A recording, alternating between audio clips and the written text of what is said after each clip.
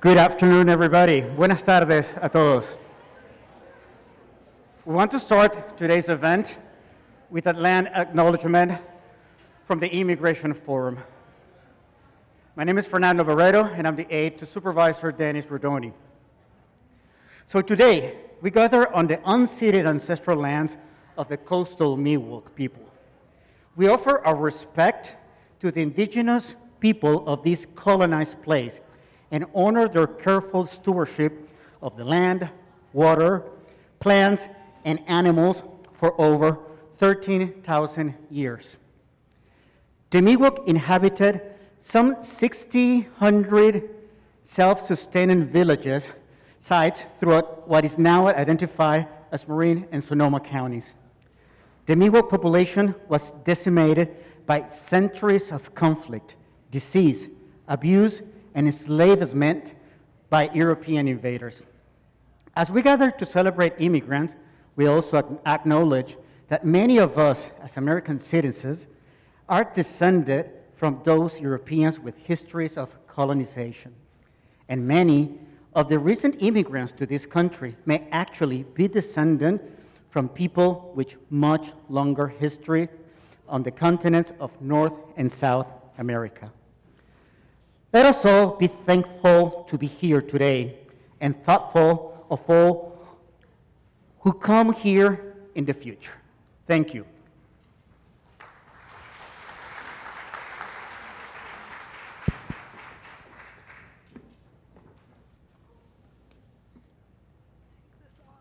I'm going to take my mask off so you can hear me a little better. Good afternoon, everyone.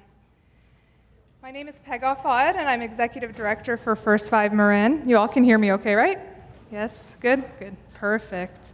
So I'd like to welcome you all to this month's Marin Communications Forum on celebrating the immigrants in Marin County. Marin Communications Forum is a First 5 Marin project and has been for a number of years.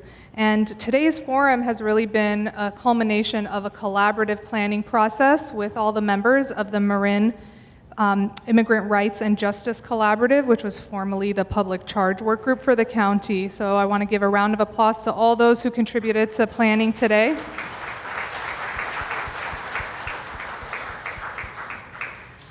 I also want to give a special acknowledgement to the Marin Community Foundation for co-sponsoring today's event as well. So thank you to the foundation.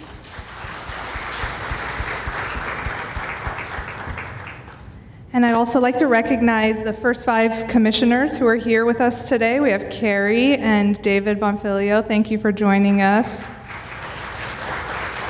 And Supervisor Rodoni is on his way. So many of us here, as you can see from the name tags around the room, can trace our ancestors back to individuals who have immigrated here by foot, by boat, by plane in search of a better life. I immigrated here with my parents as a toddler from Iran during the war. And honestly, the sound of helicopters above to this day still gives me anxiety. And so the experience in my early childhood really left an impact. And we came here and were lucky enough to find a community of support, one in which was in a country where we knew nothing. We knew nothing about how to navigate housing, employment, education, really nothing. And I'm a product of community and systems of care who oftentimes really showed up for us and supported us, and sometimes didn't. And so that's a reality that I know and has really motivated my passion for the work that I do. I remember as a child feeling like I didn't really belong in either community. I wasn't quite American enough and didn't speak English perfectly, and I wasn't quite Iranian enough and didn't speak Persian right.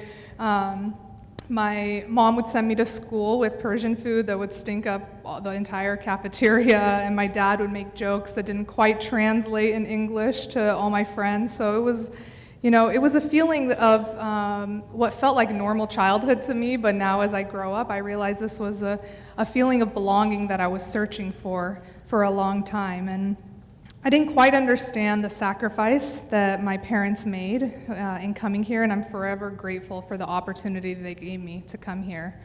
And I find it my responsibility to open as many doors for children and families that have the same experience that I have.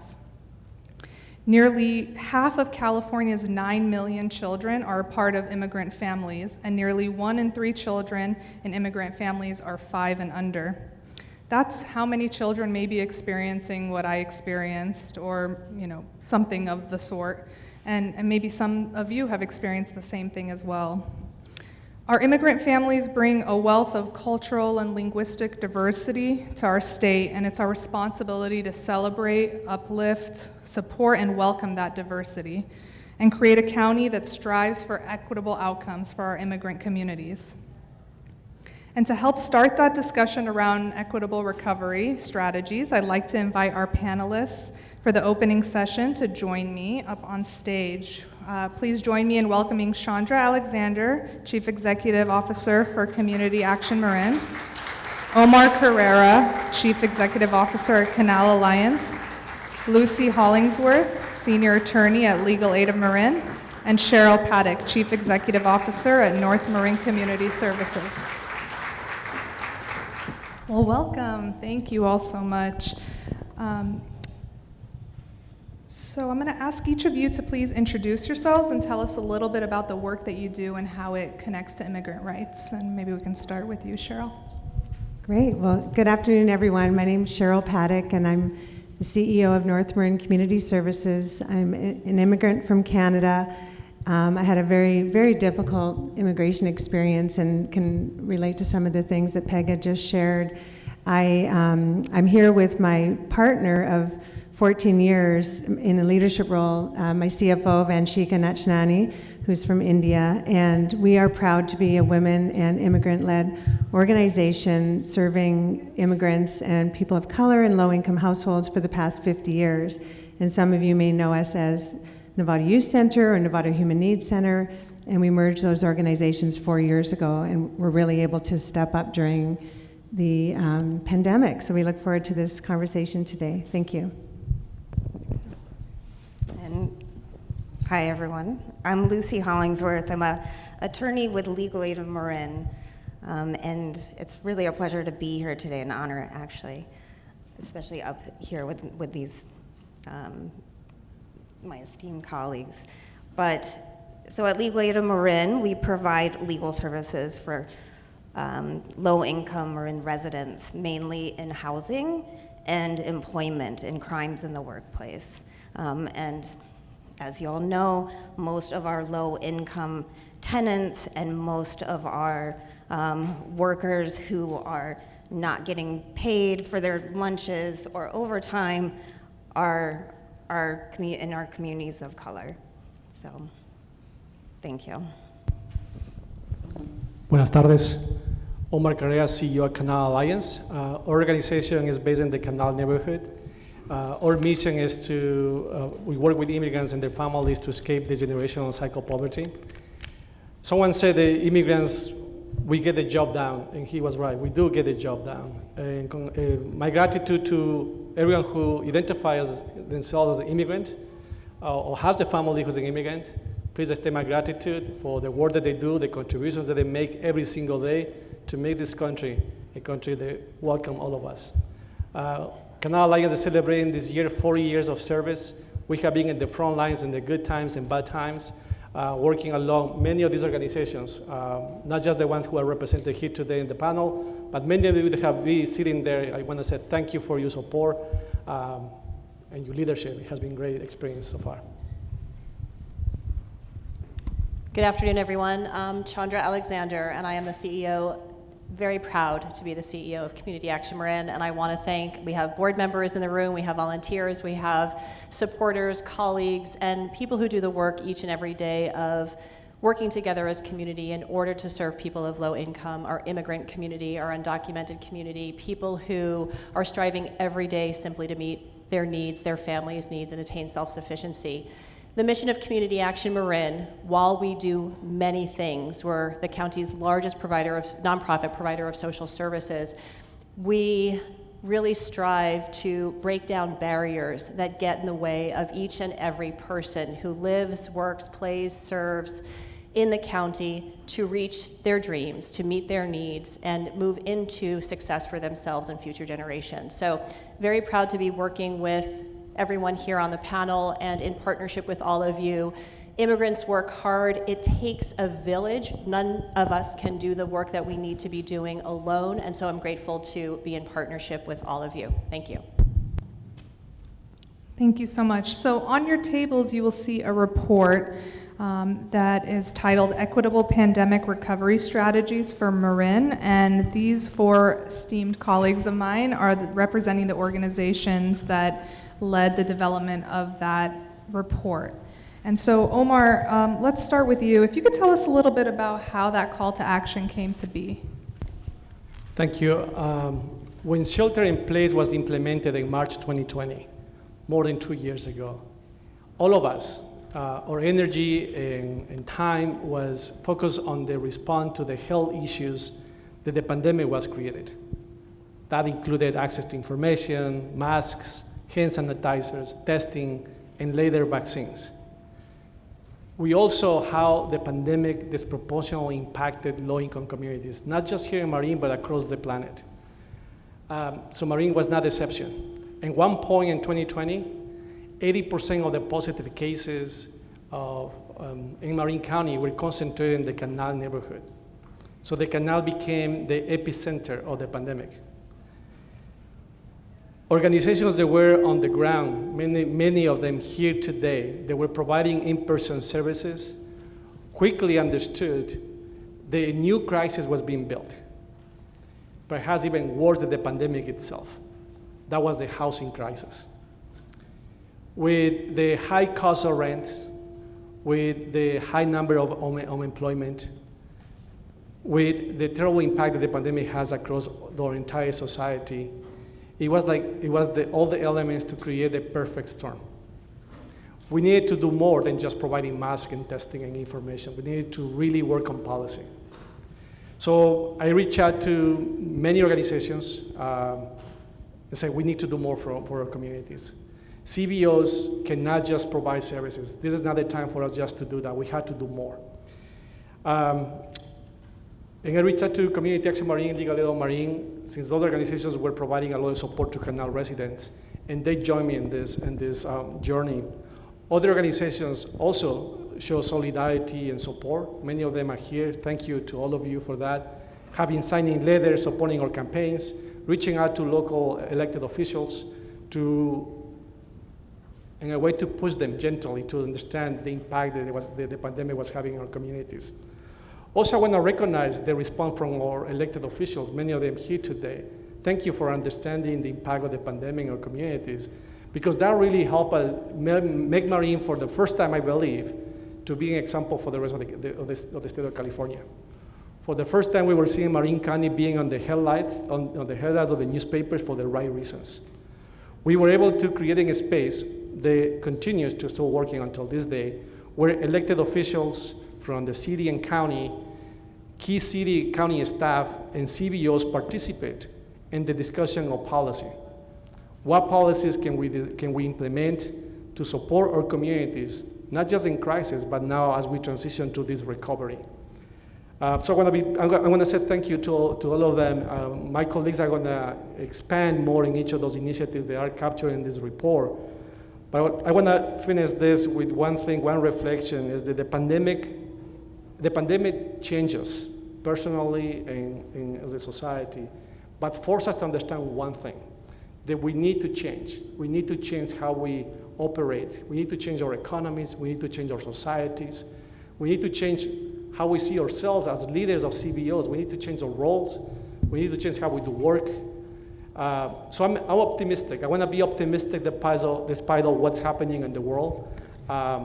Again, we're lucky to be in a county where people are willing to listen, but I'm concerned that when we start feeling that the crisis is over, the tendency is let's go back to what we used to be.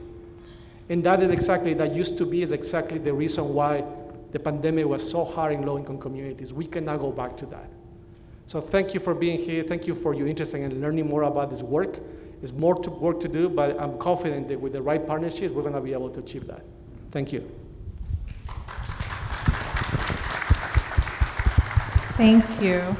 So the report calls out 4 priority areas: family well-being, economic security, housing stability, and data access. Can each of you tell us a little bit about those priority areas and the goals for each? Maybe we can start with Cheryl. All right, I get the fun one, economic security. So why doesn't everyone just pull out their report? Page 17.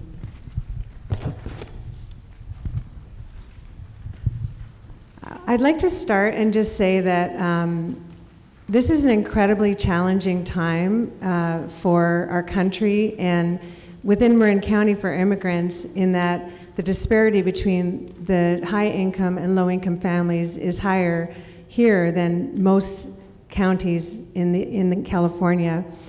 As such, over the next year, human service organizations like ours are really going to have to focus on economic security strategies to help our communities of color and in low-income households. And so this is going to really require some intentional strategies, and you'll see some of them listed on page 17.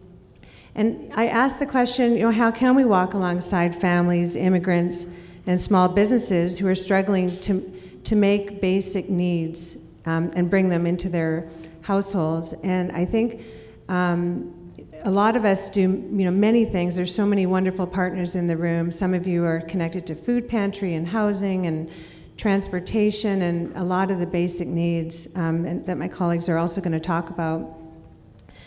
What we're going to see just with this high inflation is how do we help low-income households get more income and reduce their expenses?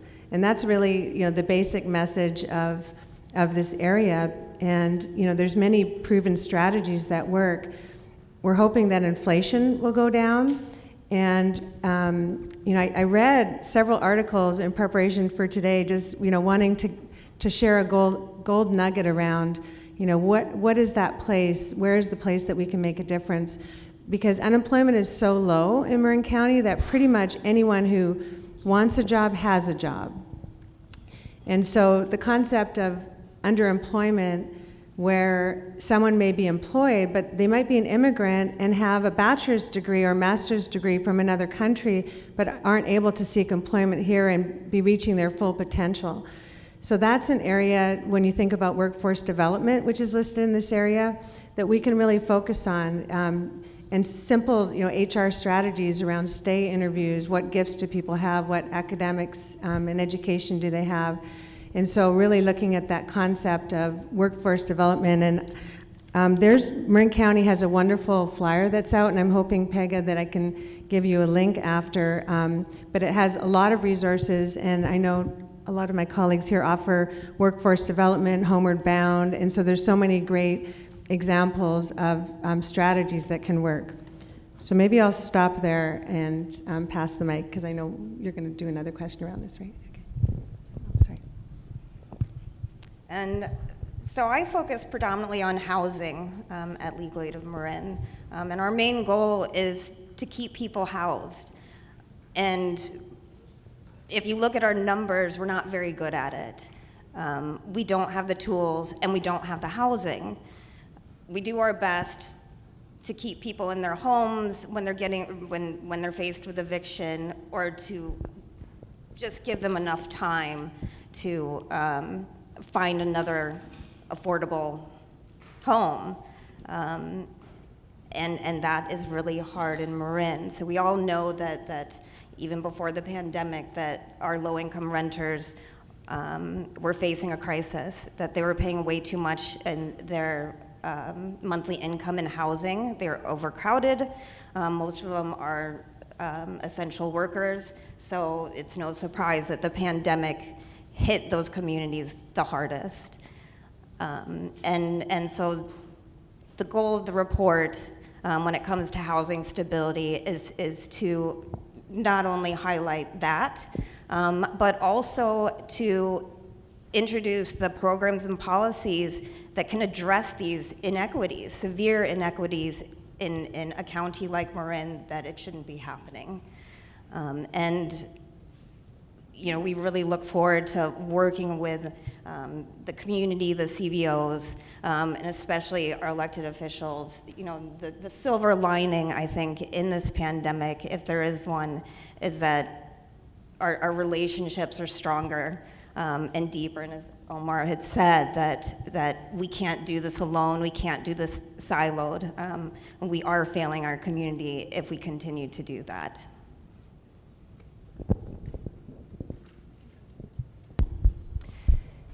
So family well-being, when you look at the report, and I think we've all touched on this, regardless of what area of focus, and we have both short-term, urgent needs that we need to meet, as well as longer-term needs, we have to start from a place of recognizing the inequities, the disparities, the disproportionate impacts of the pandemic on our communities. And I think that's part of why we're all here today. When you think about the question that I think has come to light through the news for more people across this country and in this county of late, it's who's really holding up the economy. When you think about what makes the engine move forward and we think about economic recovery, it's truly our essential workforce. And as has been well highlighted, we know in Marin who the essential workers are. A large part of what many of us here do, and certainly what Community Action Marin does, is help to support the economy by providing needed childcare services, 0 to 5 and beyond, to school age, to help people get to school and to work. Because without childcare, and if you think about what the needs are across the county, number 1 might be housing, often is housing. Number 2 is certainly childcare, or right up there. People need that, our economy needs that to function. And what we want to do is be able to provide the intersection for family well-being of necessary direct services, childcare services and supports, and social services more broadly to ensure that families are strong and able to attain self-sufficiency and beyond, but that the intersection with public health and social services too becomes stronger, that we can function as a system of supports to help alleviate the causes and consequences of poverty in our community. And again, as we've been touching on, it takes the direct work that we may do through service provision each and every day, but it also takes our stepping up and into a space of advocacy for ourselves, for others, and for our community. Family well-being also highlights in that intersection the space that I think too through the pandemic became well illustrated and more well known and more removed from stigma, which is mental health. Mental health elevated because of the stress and anxiety when those services weren't provided or when the insecurity around housing wasn't there. So we know at the core and the heart, and we recognize the racial inequity in the county, the income disparities, people at the center drives everything else and will get us to a viable recovery. The other piece that's incredibly important to highlight and touch on, emphasize, is the urgent, immediate need to pay our early childhood workforce. And we know, you can applaud because we need to do it. We know that the work of caring, regardless of profession, but the work of caring is undervalued and underpaid, and traditionally the work of women and women of color. And through the pandemic, we saw the true cost of childcare increase 47%, without any corresponding degree of increase to wages. And what are we facing now within the sector? An incredible shortage of staff, of teachers qualified to help support families in well-being and help support our economy. So the longer term strategies are there to build the coalitions around early childhood education that we need, but we must meet the immediate needs to pay our people, and that requires the partnerships and advocacy at the local level, advocacy at the state level, and certainly the federal, but we have to start in our own backyard. Thank you.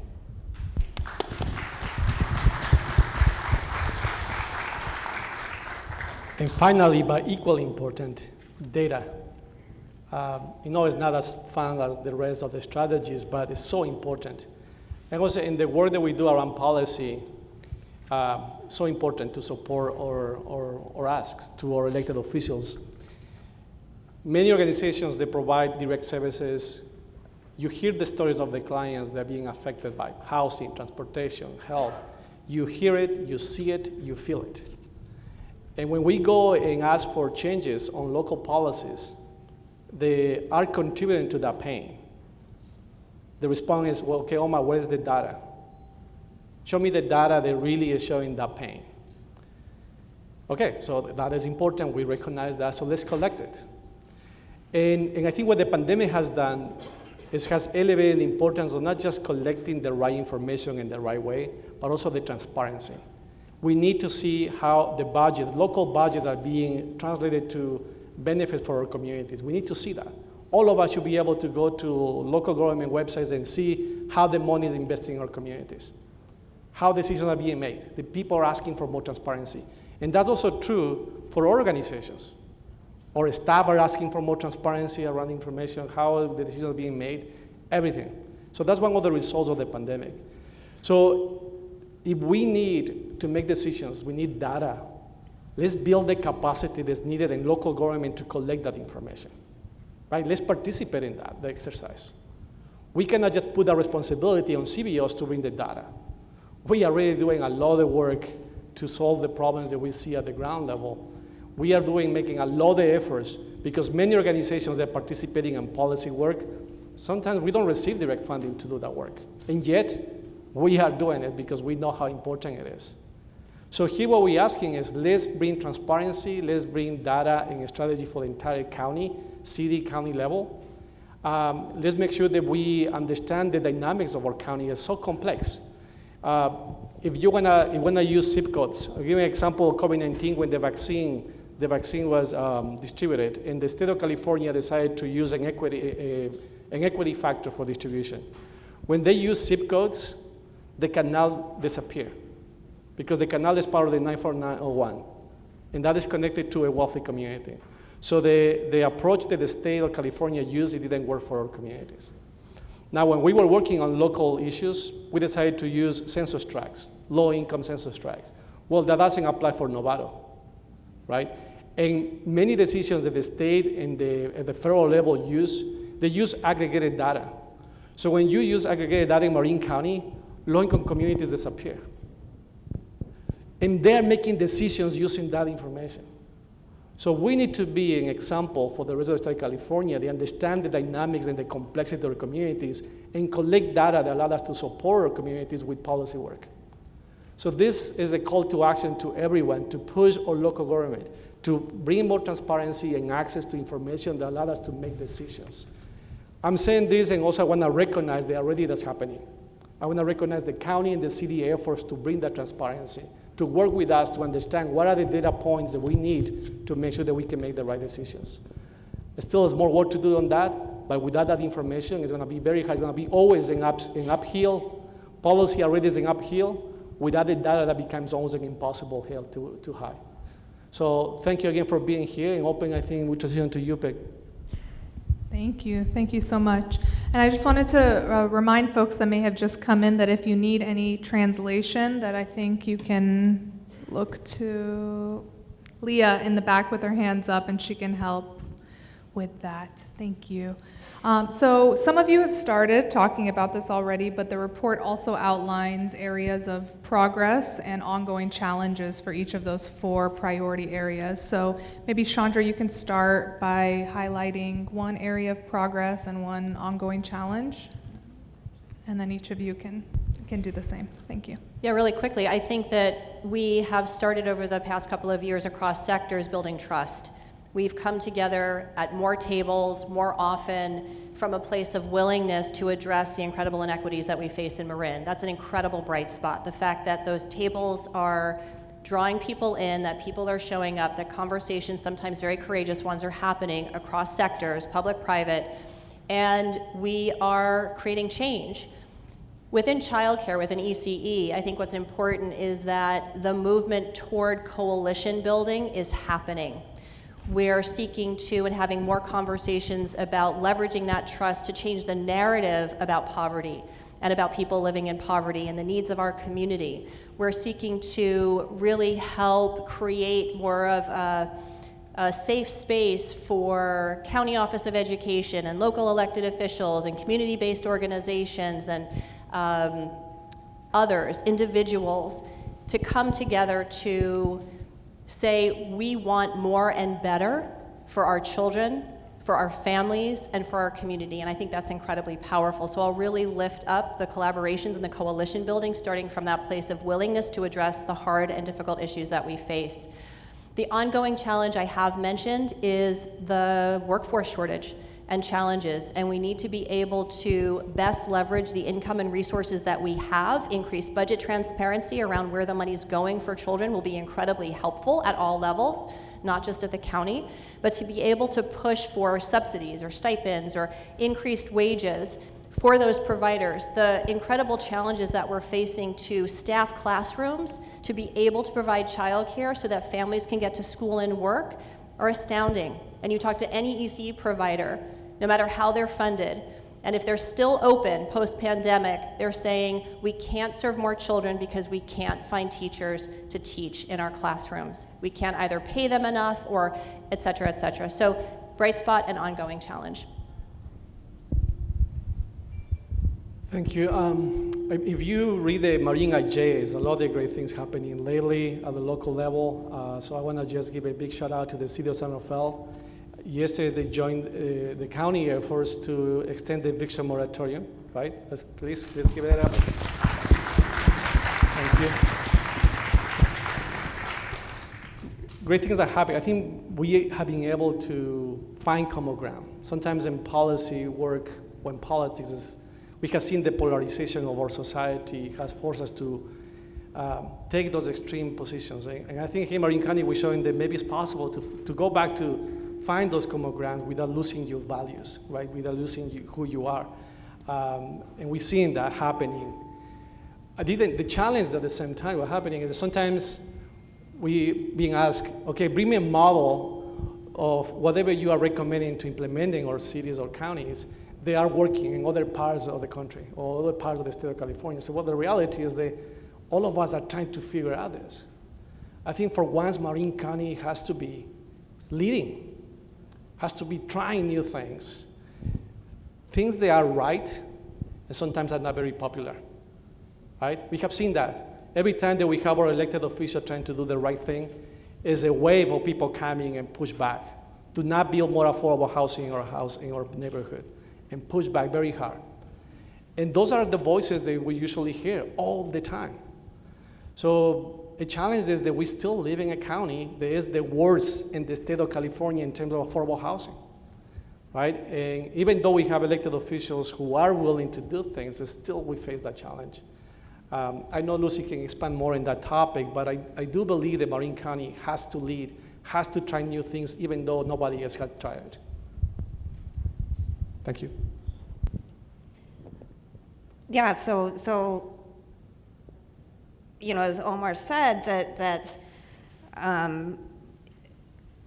you know, the CBOs represented up here, out there, really came together from the beginning of the pandemic and got multiple iterations of an eviction moratorium to save people's housing, including, you know, the latest eviction moratorium that will pick up when the states are gone at the end of the month.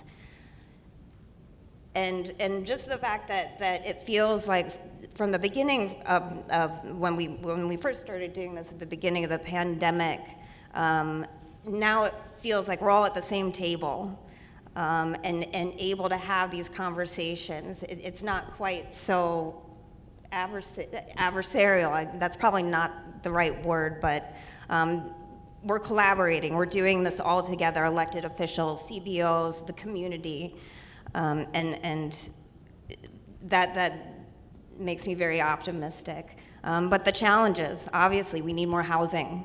But tenants don't have time to wait for that housing. That's, you know, 6, 7, 8 years down the road, if not further. We have low-income tenants that are losing their housing now, that are either going into homelessness, going to in even more overcrowded situations, leaving the county, which affects our already struggling diversity here in Marin. And so we do look forward to addressing these urgent measures that can keep people housed as they do recover financially from the pandemic. Thanks.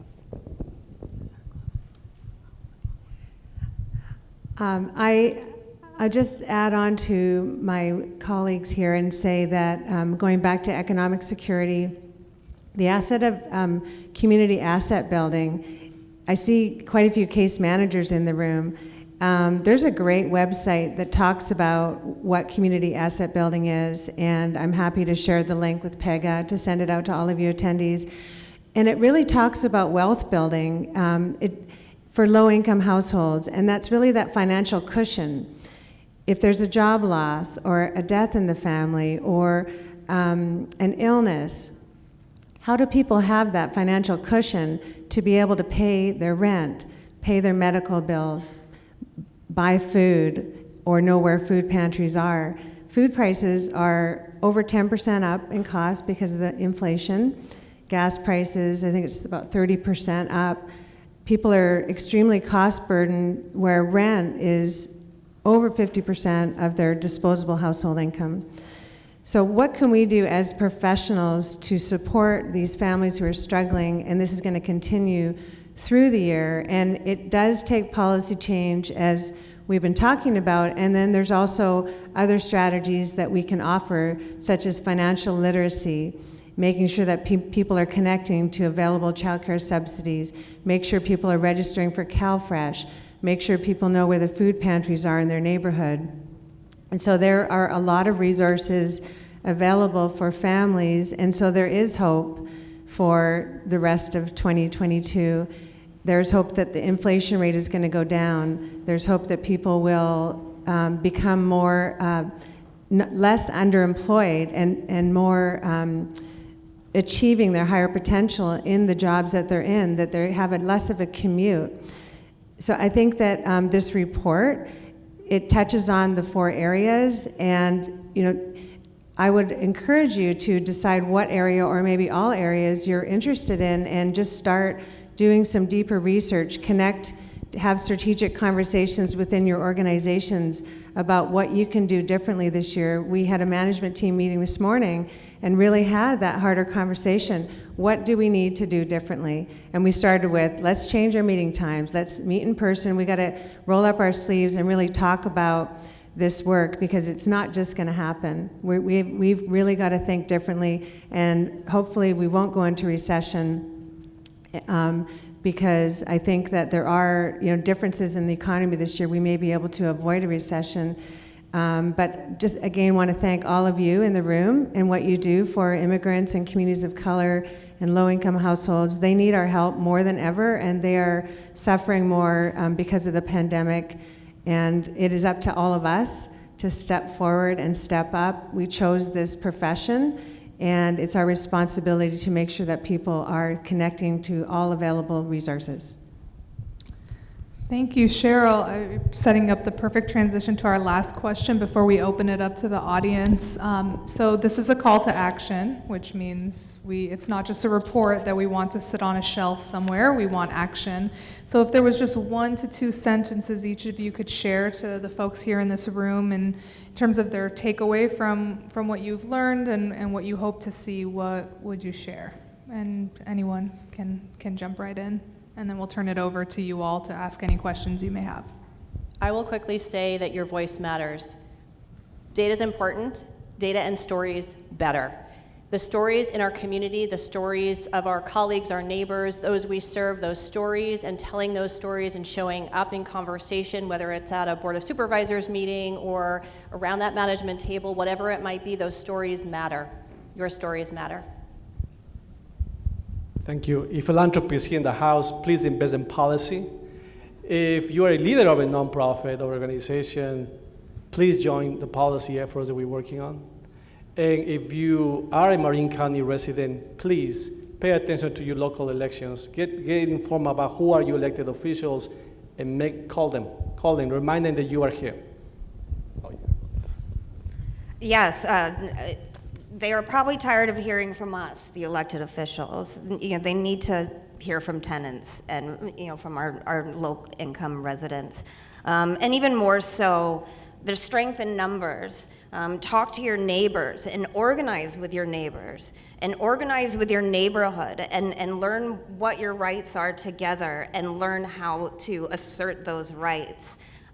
It's certainly it's daunting to speak up, but it's a little bit easier when you're doing it in a group, much more powerful. Challenge systems of inequity. Go to your HR department, make sure that you have a diversity, equity, and inclusion committee. Make sure that your organization is providing training so that all employees, all volunteers understand how to provide culturally appropriate services. It's our responsibility to provide a safe and inclusive place.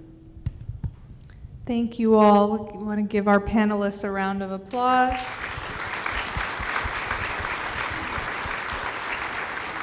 And now, this is an opportunity for you all to ask any questions of the panelists that you may have. And so I think I have this mic up here. So if anybody wants, you can just come right up here and ask your question.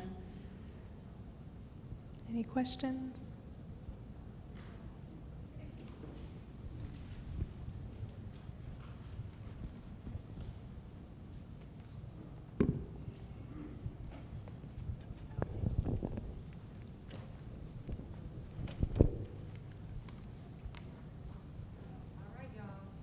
Y'all, I'm a little bit intimidated, but you asked, so okay, I'm taking your challenge. I would like to see our community, our larger community, actively now, in the present, on weekends, creating at least some tiny houses, some alternative housing immediately. I would also like to see folks creating some murals, and I'd like to see each county providing a magic bus that's outfitted with the ability to, say, drive up to this community center, to this parking area, and have screens fold out and be able to share with you how to be digitally literate. That we have classes in all of our different dialects and languages. That if y'all are going to put a piece of paper out in this public meeting, that you make sure that anytime you print something, that we print it in all our different dialects as much as possible, because you will save money, you will save time, and you can help bring us together. So I know these are kind of far-flung ideas. I would seriously love some help and assistance in creating a group to do some of this if y'all feel it's valid, if it can make a difference. Thank you for your time. I'm Jerry Cunin. I work as a public member with our Commission on Aging in Marin, and we are now, as seniors, the largest percentage of people in our county, and I would love for us to be heard, to be a task force of seniors, to make a difference. We are your elders. We are the elders. Thanks.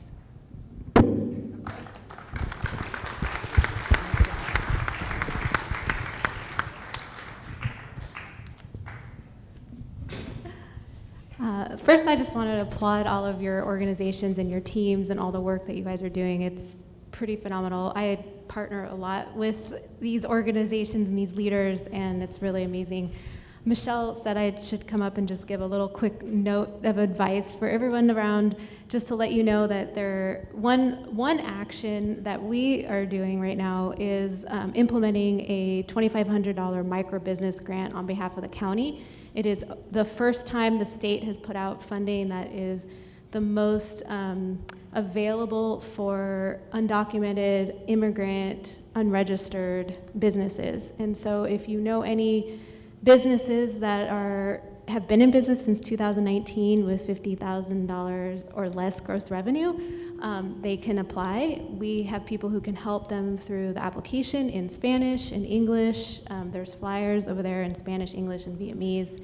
And so feel free to take that, but just wanted to spread that word. The application closes June 30th. But thank you guys again for all of your work, because they've all been partnering and helping to spread this word in the community, because that's one way we can better support our local community, is by giving more dollars to the businesses themselves to help them survive, especially post-pandemic. So thank you all for everything, and thank you for being here.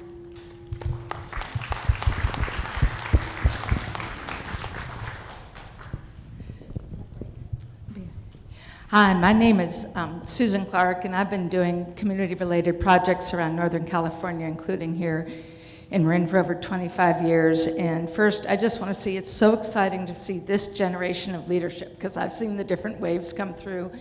And I also want to applaud the collaboration, because this place didn't used to be as good at collaborating as San Mateo County or Sonoma County. So it's really great to see the progress despite these horrible circumstances. At the same time, I lived here 25 years, and the economic inequities have gotten worse, okay? So the question is, you're doing great on the policies and the services, but maybe I've been away for 6 months, so I'm not on top of the latest, because I've been doing way upstream R&D work on communities who are coming together to really change culture. So I kind of have a focus on culture. And so when Chandra says, who's really holding up the economy, who's really holding up the community here? And at the beginning of the pandemic, we were, yay, essential workers, yay, yay, yay. And then we're kind of back to normal. It's like, wait, what happened? So how are we valuing care? And so maybe I'm out of line. This isn't the session where you're doing it. But I don't know if it's the community foundation, strategic planning process, or who is having the bigger conversation that your services and the policies you're working on need that bigger conversation across the community about how we value care. And I think even the phrase self-sufficiency is a little suspect, because it kind of throws it back on that family to say, oh, well, you have to play the game within these low wages, these high rents. So it may be I'm asking too big a question, but maybe because you all are on the inside, where is that conversation happening? Or would that be a helpful conversation for some wonderful combination of leaders to have?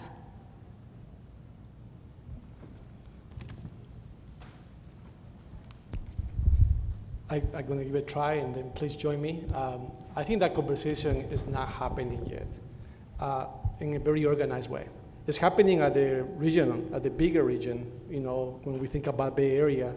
And our job at that point has been make sure that Marin County is part of that conversation.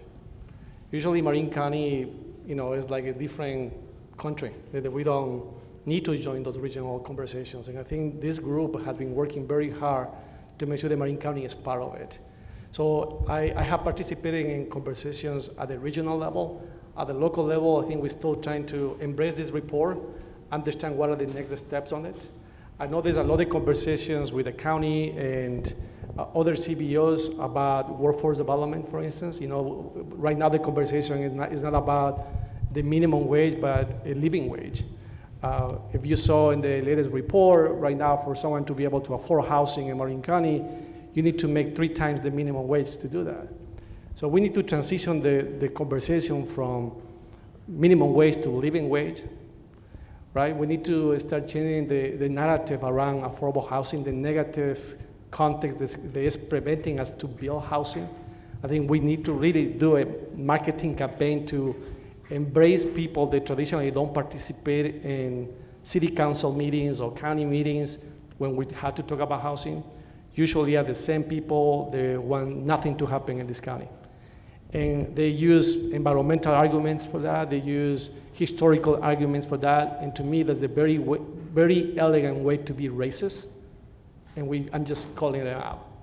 So I think I see that happening at the regional level, not at the county level, but we are just starting that conversation. I would just add there are a number of pilot programs that are starting in the county in particular, and I know Chandra could probably speak to some of the teacher retention work that CAM is launching, and we were lucky enough to get dedicated funding from the ARPA, the American Rescue Plan dollars, to support a teacher retention pilot, so specific to early childhood educators. There's some work that's happening around that to elevate the policy and workforce needs of the ECE providers in our county. So talking about a living wage and the pipeline, the workforce pipeline, and then we are, with generous support from the foundation, the community foundation, will be launching a collaborative, a task force across the county to talk about these issues. So as it relates to ECE providers, there will be a table that will be holding that conversation and advancing strategies around that for the county. So, sure. I also wanted to add, I've got a list of about 12 different collaboratives that meet by affinity areas. So I think your question is really broad. Community of care means a lot depending on age, depending on geography, depending on employment type. So one example is the Marin Advocates Network, which is hosted by Adopt a Family. Very deep conversations happen there around community care for case management. Another example is the Public Benefits Partner Meeting, the Community Response Meetings, the Rental Assistance Collaborative Meetings, the Marin Coalition on Wellness, the MASH meeting, the Homelessness Stakeholder Meeting, Home Key 2. So there's many, many, many effective collaboratives that exist. So I think depending on the affinity area that you're talking about, the group would change. I was just going to say thank you. I think my intent was not to say you're not doing enough. And when I said conversation, I wasn't meaning the technical provider conversation. I was talking about the broader community conversation, so that when you talk living wage, you're not having to pitch it to elected officials to turn around and have them pitch it to the residents. The people who live here would get it. So that's all I'm trying to do, is say there's a way, just like Jerry wants to help. So how, think about how, as you're doing this great work, you can realize there are probably more residents who want to help you when you look at that broader culture. Thanks.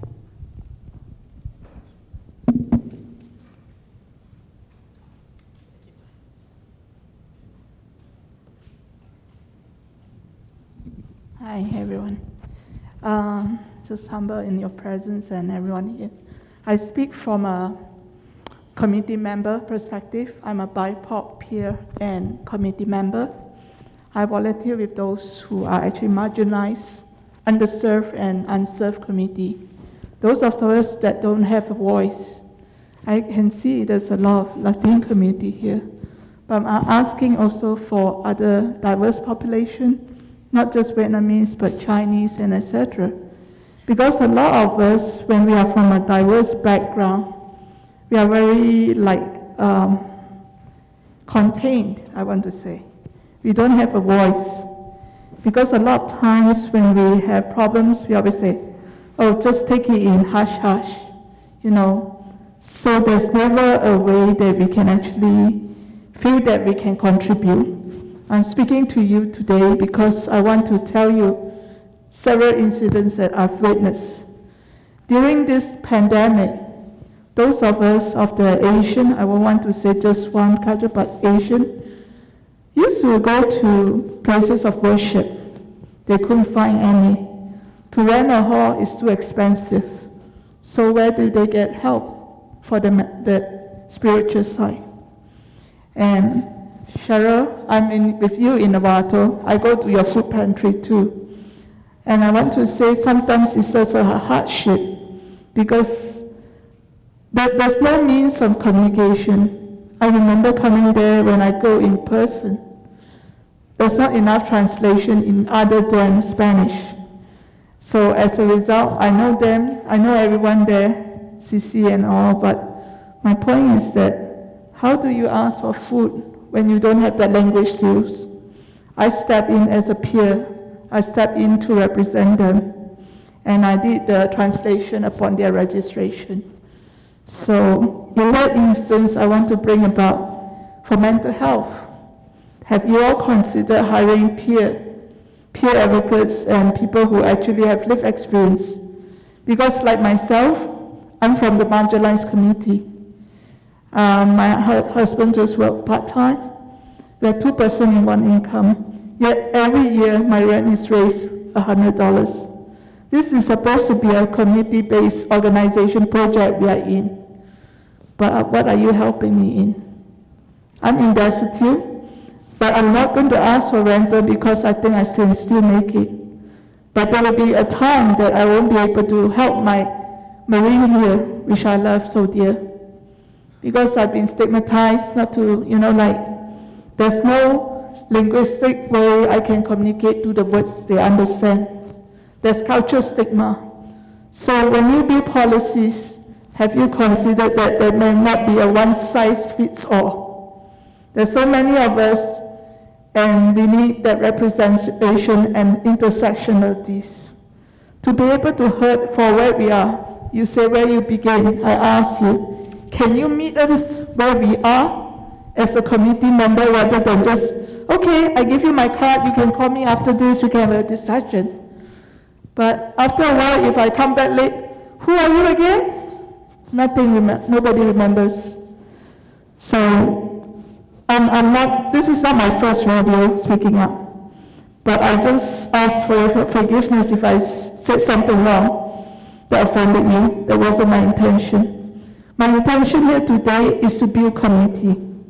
Build a community that supports all of us, doesn't matter what race, creed, it's just yourself. So I've started a little program called Bridging the Missing Link. I started with my community base with Novato, where I'm from. So I'm bringing people together. And just to bring attention to those who have been incarcerated. They come back, they don't have social skill, and it's just like everyone that goes back to the jail again. People who come out of 5150, they struggle because they have the psychosis, but yet there's no peer or anyone that understands them. All that was deduced is by clinician, medicine. But is there, this is why it's sustaining to build our community. There is a lot of young babies who don't have help, but you have to understand the families is all intention in so much stress level that no one person should go through. So if you want to help your community, come to us at the community level first. Include us in the discussion when you have round table session, not what is left over from what your decision making, your policy. Oh, because I'm leftovers, this is for you. And don't decide for me too. What is best for you doesn't mean it's best for me and the community. Listen intently. For the community, you have to meet us where we are. I know everyone is high seats with credentials behind the name. I don't have that. I just call myself Jamie, and the voice for those who are actually unheard. One person is a whisper. 2 person is a conversation. When you have 5 of us here, this is a conference. And you have more, these are voices. These are all of us here in the crowd together. Can we start by doing something differently? Because doesn't put a tag here, I'm suffering, to anyone. You can't see what a person is going through. But being there and just have a conversation with that person, you'll be surprised what you did. That's all I got to say. I'm sorry.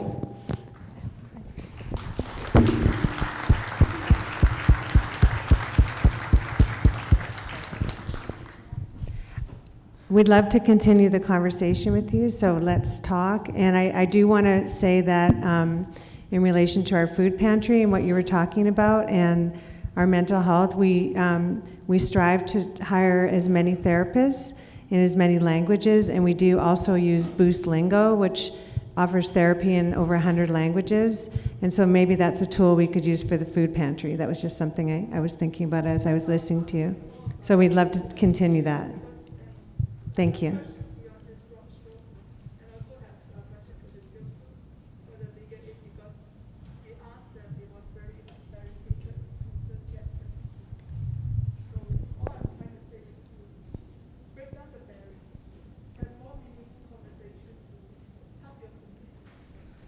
You're right, and thank you for speaking up, and I look forward to talking to you about it.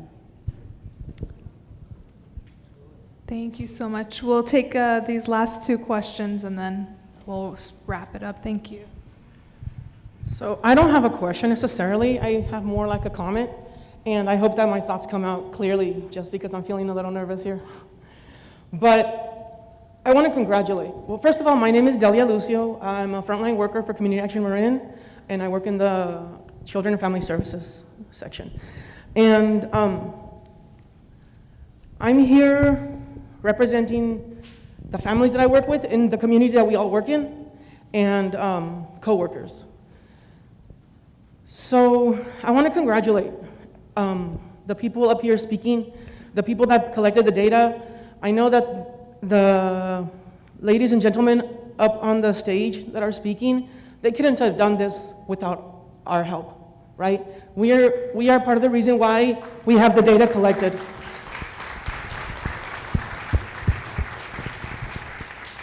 So this congratulation is for them and for all of us, because without us, without the people working in this community, there's no way that our community and our families in this community can be moving forward. I work with a lot of families that live in certain situations where they're going through housing, food, work issues, right? Work situations where they can't get ends to meet. And although I don't see what I want right now, the result that we're looking for, although I don't see it right now, I know that it's moving forward. I know that with our support, with their support, everything that we and our families are looking forward to and needing is happening. It's just happening very, very slow, right? But the best part about this is that we're all on the same train. We're all moving forward. We all want the same thing. So again, thank you very much, and amazing job to everybody.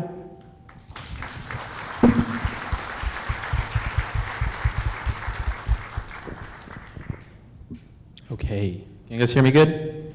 Okay. So my name is Alejandro. I'm a student at San Marin, soon to be senior.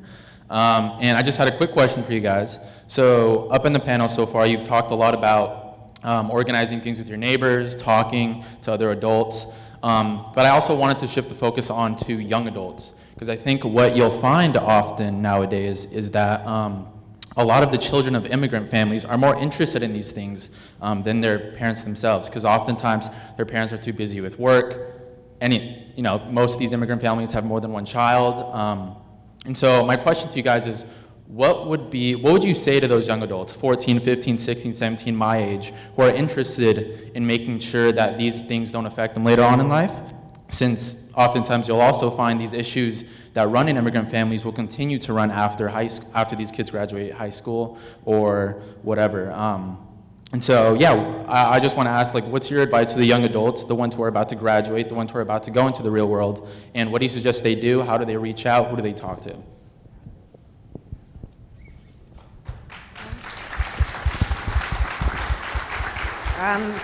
You gonna start? Go ahead. I don't know if this is exactly answering your question, but I'll be honest, and we all do, we get really tired and sad sometimes by the end of the day. But when I work with the groups Children for Change, the teen radio station in the canal, the youth court, nothing inspires me more than what youth are able to do and are doing, and just keep doing it and get more of your peers to do it too. I will just add to that, I have heard multiple times the youth are the future, and really what they are the present. And here we are, people from our generation making decisions, implementing policies that's going to affect your life in 5-10 years, right? So what I will, if I have the magic parts here to request the education system, for instance, to bring civics back, let's help our students to understand how important it is to participate in democracy. to fall in love again with politics, right? Encourage you to vote. You know, when we see Marin County is one of the counties the highest participating voting, but who is participating? So when you see the age groups, that participation is people there in advanced age. Young people are not participating, so we need to bring that love back to you, to understand that yes, your voice matter, that you vote matter, and your participation in the civics matter. So, you know, as Lucy mentioned, there's a lot of young people that are really doing that. And it's very inspirational to see that happening, but we need to bring that to the rest of the youth in Marin County. Thank you. Did you have something to say? Just really quickly, I want to add, we need your energy. We really do, and I think that all of us appreciate that energy. Continue to be courageous, continue to live from your heart, and continue to act in the world, whether it's voting or speaking up. We need you. And I just want to say that Alejandro is our board member, so so he has lifted up his voice, and thank you so much, and you're going to hear from him later in the program. But Alejandro, one thing I would add is talk to school districts about their equity audits, and really start to attend school district meetings and ask questions that are coming up for you and your peers around safety and diversity and inclusion, because I think there's a lot of focus on academics, and social emotional health and safety is equally as important in partnership with being academically successful. Great. Thank you so much. Thank you to our panelists and to all of you. Okay, so we're going to pivot now, and one of the last folks who got up here and spoke was saying that we can't do any of this work without all of you, and that is true. And so this next portion of the agenda is really about highlighting some of, not all, but just a few of the amazing programs and services that are available in Marin County related to immigrant services and supports to help folks really uplift the community as much as possible. And so each of these programs will have about 5 minutes to just highlight the work that they do, and we will start with David Sutton from the Public Defender's Office. Let's give him a round of applause.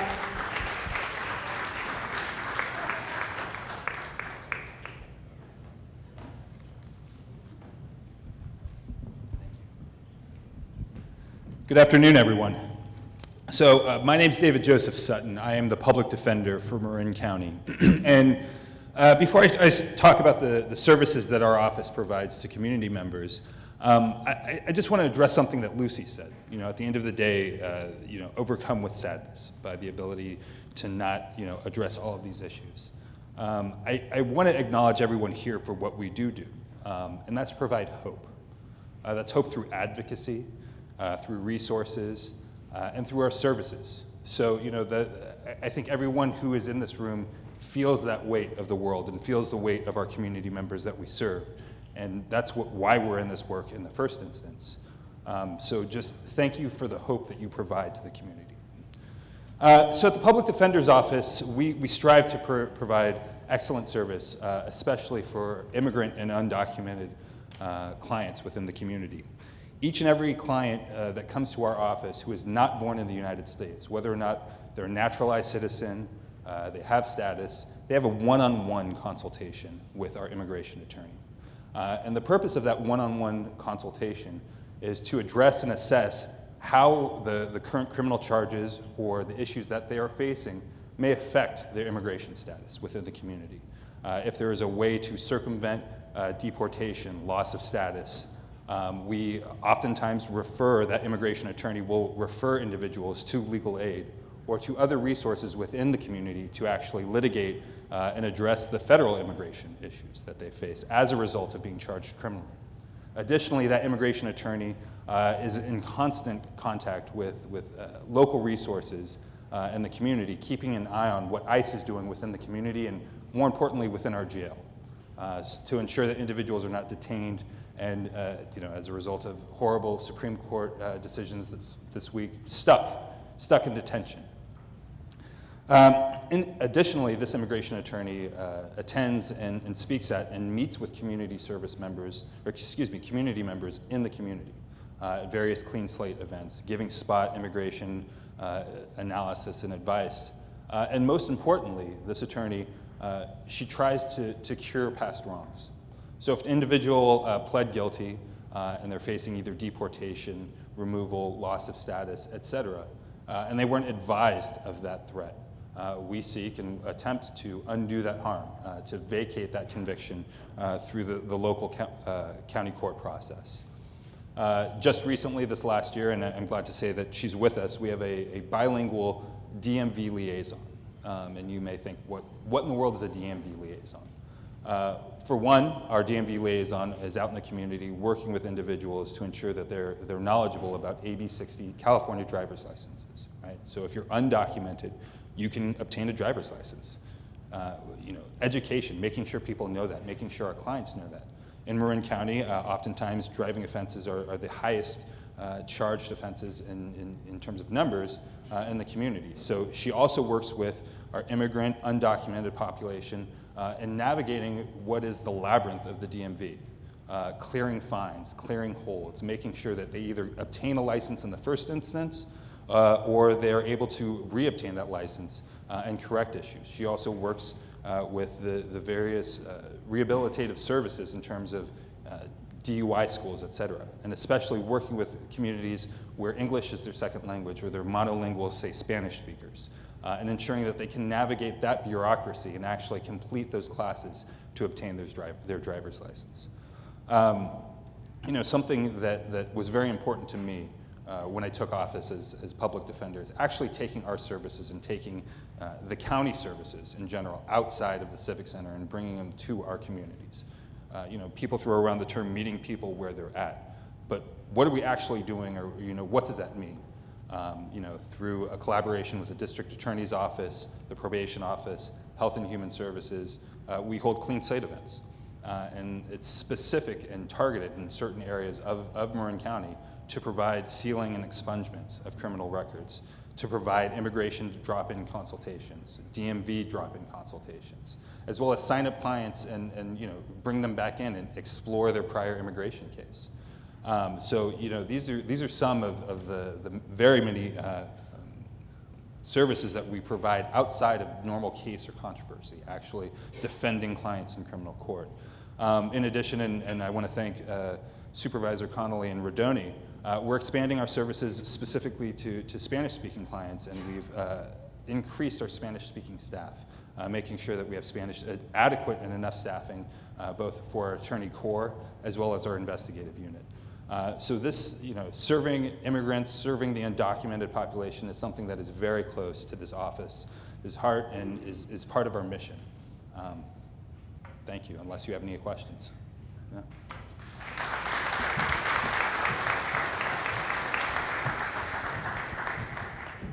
I'd like to invite Lori Frugoli up to speak about the Immigrant Relief Program.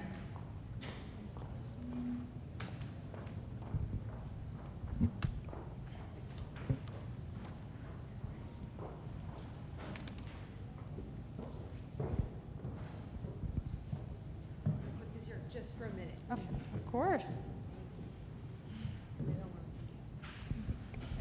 Thank you. Good afternoon, everyone, and thank you so much for being here. We so much appreciate your support and your participation and your care about this important information that we're sharing with you today. And I think it's really important that the district attorney and the public defender and people who serve you are here together with the same mission to keep our community safe and to serve our community. That's our job. We're servants, and we work for you no matter what lane we're in the justice system. And so one of the beautiful things that David Sutton headed, but that we work together, is that Clean Slate program that he's talking about. And it's my understanding that last Saturday more than 200 people came to that event. And it was it Alto Street down in the canal, and we're going to do it again. We had one already in Marin City. We had the one in San Rafael. We had one at the Multicultural Center. And we're going to have one in West Marin and then Northern Marin, and we're going to circle back. And it was beautiful for people to see the district attorney's office, with the public defender, with behavioral health, with community providers like Centerpoint, and probation. It was really amazing to see people really understand, number one, to that young lady's question and statement, why don't you come to us? Well, that's exactly what this program is doing. This program headed by the public defender is doing. And that's our commitment. It's everybody's commitment. So we do our best. We can't always do it, and sometimes that's not the right situation for us to be able to do that. So I think it's important that people know that. One beautiful thing similar to that, Alejandro, I don't know where you went, but the question, thank you. Your question about what can young people do, I'd love for people to look at this. This is a community bulletin that my office created, and it's only in English, and I apologize for that. But on page 22, there's a picture of the first ever occurrence in our county. 3 men of color from the public defender's office, the probation department, and my office went into the schools, and they're continuing to do that. They're going in the schools and talking to youth about know your rights. And the one gentleman, Liddell Dangerfield from the public defender's office, is also fluent in Spanish.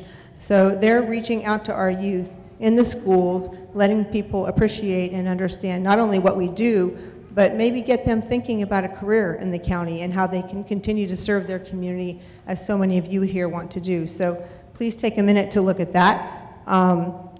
We do, as David talked about, participate in the Clean Slate program. We also have an immigration relief program.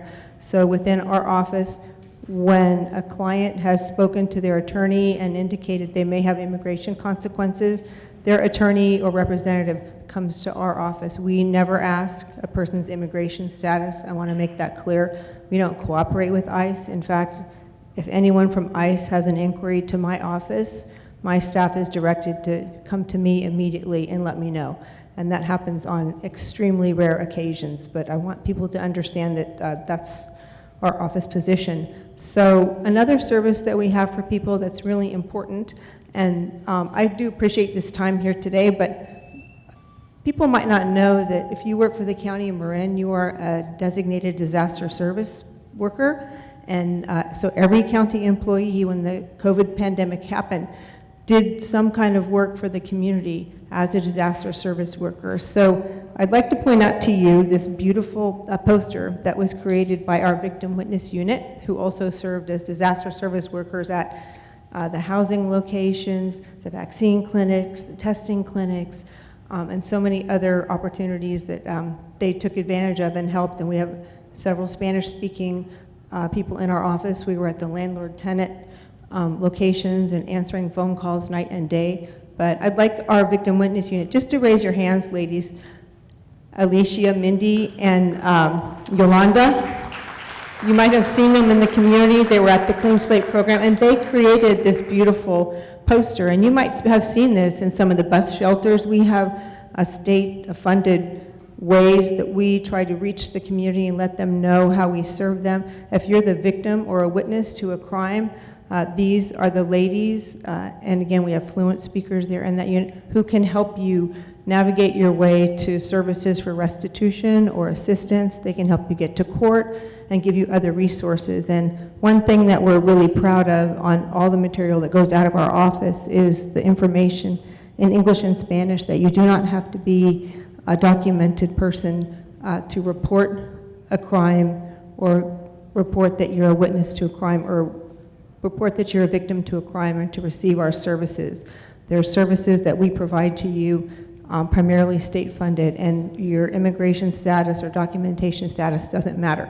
And also, we work with a lot of community members. I think, is that Sharika? Is that you back there? Wave your hand. She's doing a lot of work with the Center for Domestic Peace, educating youth, and back to your point, Alejandro, educating youth about safe relationships and keeping yourself out of harm. We have some other community partners here that we work with, and as far as immigration relief, Alicia from New Beginnings and her representative Erica is here. So there's many people in the community who are here to help you. We always know that our job is to serve you. That's That's our primary goal, and to keep our community safe in whatever way that we can, working together. So I really appreciate this time to tell you what a few of the little things that we do, and who is next? All good? I'm good. Thank you.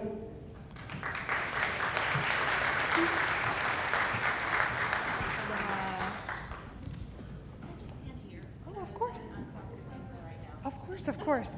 So I'd like to introduce Cecilia Perez, who will speak about supporting English learners in school. Hi, everyone. Let me know how far I should keep this from, because my teacher voice kicks in without me even realizing it.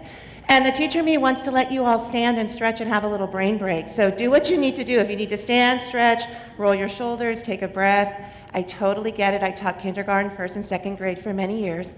And we're not that much unlike the littles. We need to move our bodies. So I'm here to talk just a little bit about the work happening in San Rafael City Schools. My name is Cecilia Quintana Perez. I'm the Director of English Learner Programs for our district. If I had presented myself to you last year, I would have said I'm the proud principal of Bahia Vista School, go Dragons. And if I had presented myself maybe 10, 15, 20 years ago, I would have been a proud teacher at Bahia Vista School. And I say that just because in the different roles I've served, I've been able to see the changes that have happened and the initiatives we've tried to implement, and unfortunately we've seen very little progress when it comes to our English learners. And I see several partners here that have been working alongside us in the district for years, so thank you. I'm going to really drill down because English learners is a really big topic. We have English learners that were born here, first generation. We have English learners with disabilities. Well, I want to talk about our newcomer students so we can really kind of drill down on some of the work that we're doing. Just to put it in perspective, in San Rafael City Schools, we have received and welcomed over 700 newcomer students into our district in the last 3 years. That includes the 2 COVID years. So we, as you all know, San Rafael and the canal really is a gateway for our newly arrived immigrants. And we welcome them with open arms, and we really do try and create the services and the spaces that they need to fully integrate into our schools and our community and to thrive. So I'm going to share a little bit specific about some of the programs we've put in place over the last year or so. And then Alejandro, I definitely want to connect you because I want to poach you from Novato. We need you in San Rafael. So one of the things we've done, this year we fully launched our in-person bridge program at San Rafael High School. We have over 200 students in that program. That program is specifically for 11th and 12th grade newcomer students. They fall under an Assembly Bill 2121, which allows us to reduce credits for them so that they can, in 2 years, including summer program and adult education, can leave our schools with a diploma. We're also working to build out our CTE courses.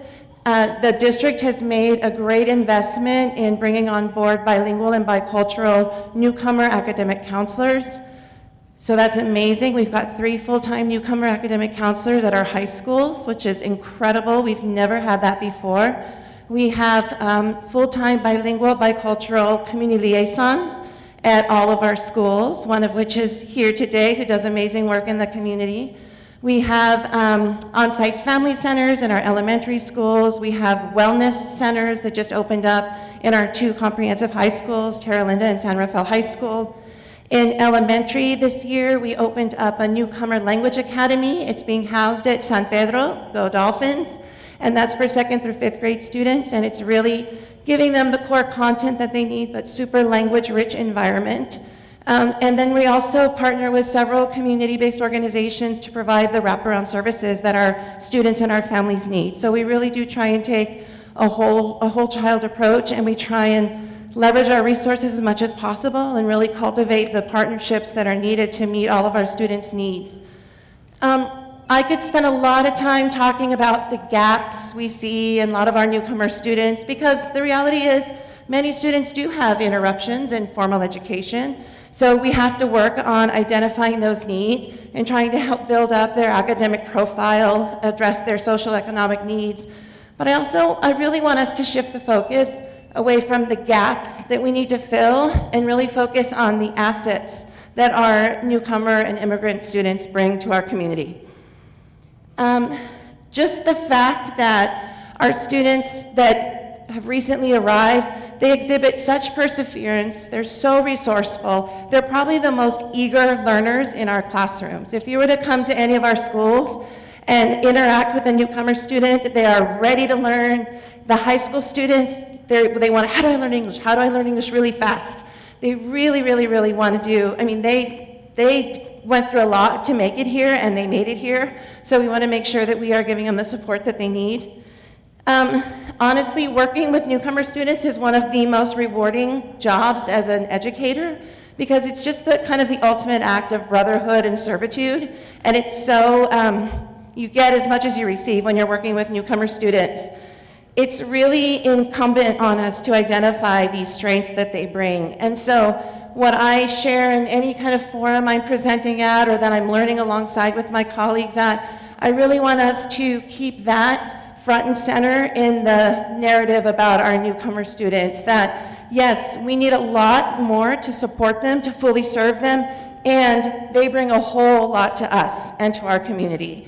And I purposely say community because they're only in our school for a short amount of time. They're in our community for years, especially if they're settling in the Canal community. We don't see a lot of movement in the Canal. As a teacher, I taught kids of my former students. Most of our families stay, so that's the beauty of that neighborhood, one of the many beautiful things about that neighborhood.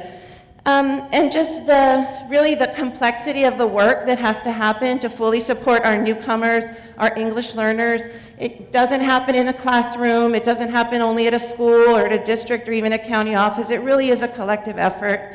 So I just fully stand here in solidarity with all of you to just really mobilize and to support our students and our families. And I could go on for hours and hours because this is totally my jam. I love talking about English learners. But you can find me, I'm at the district office. You can talk to one of our trustees or one of our community partners. I think many of you have my cell phone, so. And Alejandro, my advice to you is you tell us what you need. You tell the educators and the big people what you and your peers need, and it's on us to really deliver. I'm always looking for unicorns, bilingual, bicultural people, and they exist in our classrooms right now. We just need to create the pathways for them and to give them the tools so that we can pass the baton. So thank you. And my son goes to San Marin, so I'm going to really be looking for you next year, Alejandro.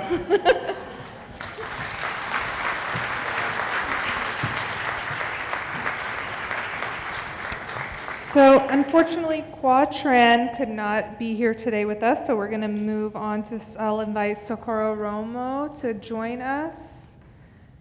There we go. To speak about the Abriendo Caminos and Latino engagement. Thank you for inviting me to be here today. I'm from West Marin Community Services. We serve all West Marin. It's an area that is on the coastline, and we serve a very broad area from Dillon Beach to Stinson Beach, Nicasio, and San Jeronimo Valley. I've been talking about a very special project that we initiated in 2014 based on the need of the lack of Latino participation across the board in the community. And we got together a group of non-profit or local organizations and I started talking about how we could engage families and immigrant residents that could support the work that has been done in that area. We initiated the project in Pont Reyes, meeting twice a year to try to find out what the needs of the community were. And it was a good learning, and the first piece that we learned, it was that we needed to have this group find their own personal needs and to find their strengths within themselves. From that on, we have been providing trainings on personal growth and leadership. and we have trained about 150 individuals. And we have created platforms for them to explore their leadership and to develop their skills.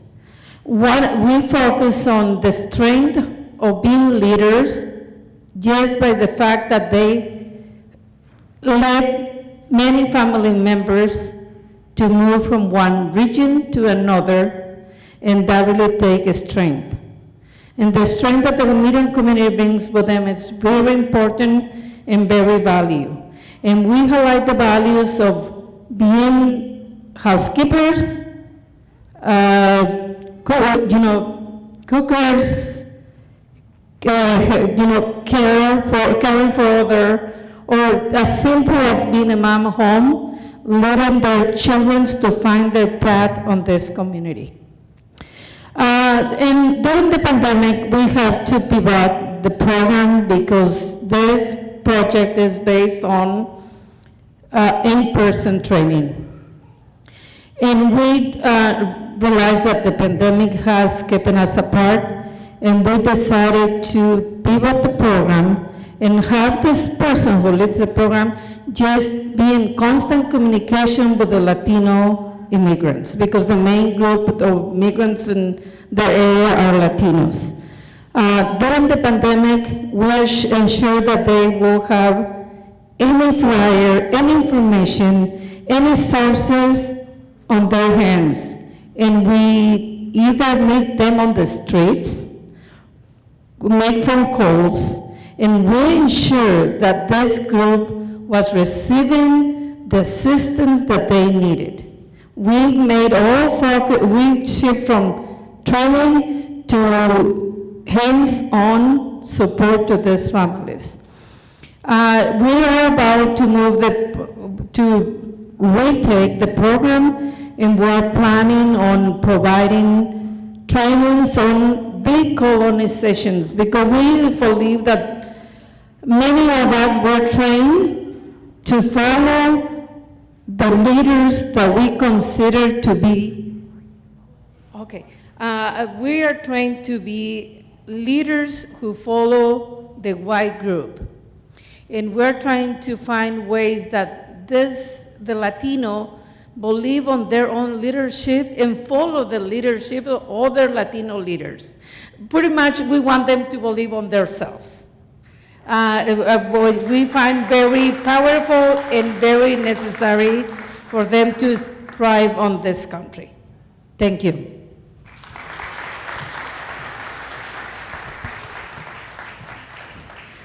Okay, I'd like to invite Gina from Community Action Marin. Welcome. You're going to stand down there too? Okay. No one wants to be up at the podium. Thank you. Hello, everyone. My name is Gina Gilmet, and I'm with Community Action Marin. And it's really great to just be here with all of you today for the purpose of celebrating immigrants in Marin. You heard a little bit about our agency previously with Chandra. So our agency provides services to about 20,000 individuals each year. So we serve the immigrant community. Our focus is on advancing racial and economic justice and equity, and we really focus on addressing the causes and consequences of poverty. So I just want to talk briefly about our whole family approach and really encourage you to go to our website, camarin.org, where you can get a lot more information, and folks who are interested in connecting to our services can read more about our whole family approach. But this is our focus on building off of our core values and beliefs as an agency.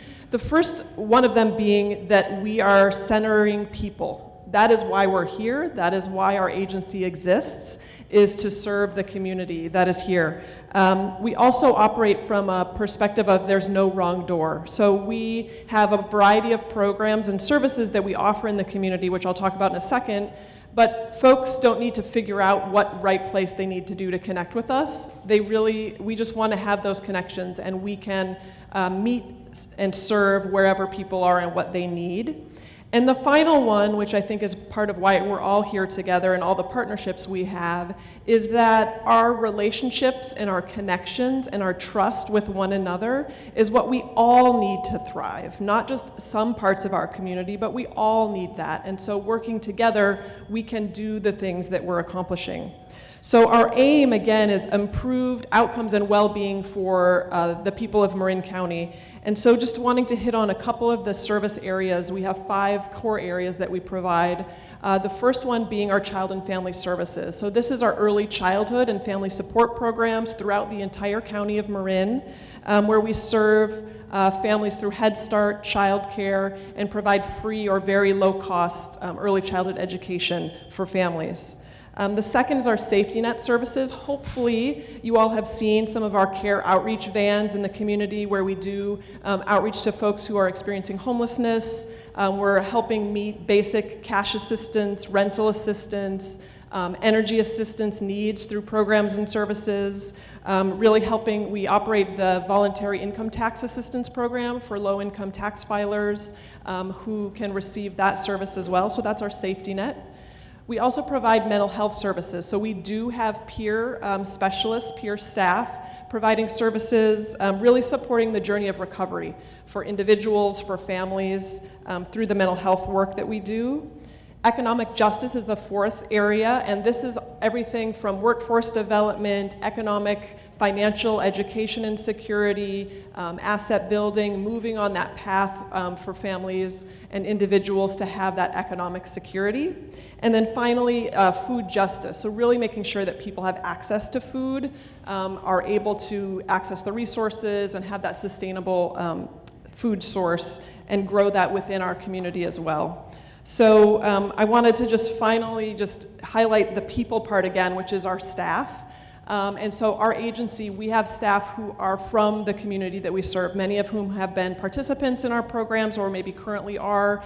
As I mentioned, the peer component, so we have a lot of staff from that perspective, bilingual, bicultural, multilingual, multicultural staff, really, again, with a focus on how we are connecting with and partnering with the community that we serve and working together to build power, shared power, and advance towards not just meeting needs, but also changing the systems and the structures that create the needs in the first place so that we are really advancing equity that is central to what we're doing. So really, I just want to appreciate what I know every single person in this room does to contribute to that, and thank you for that work.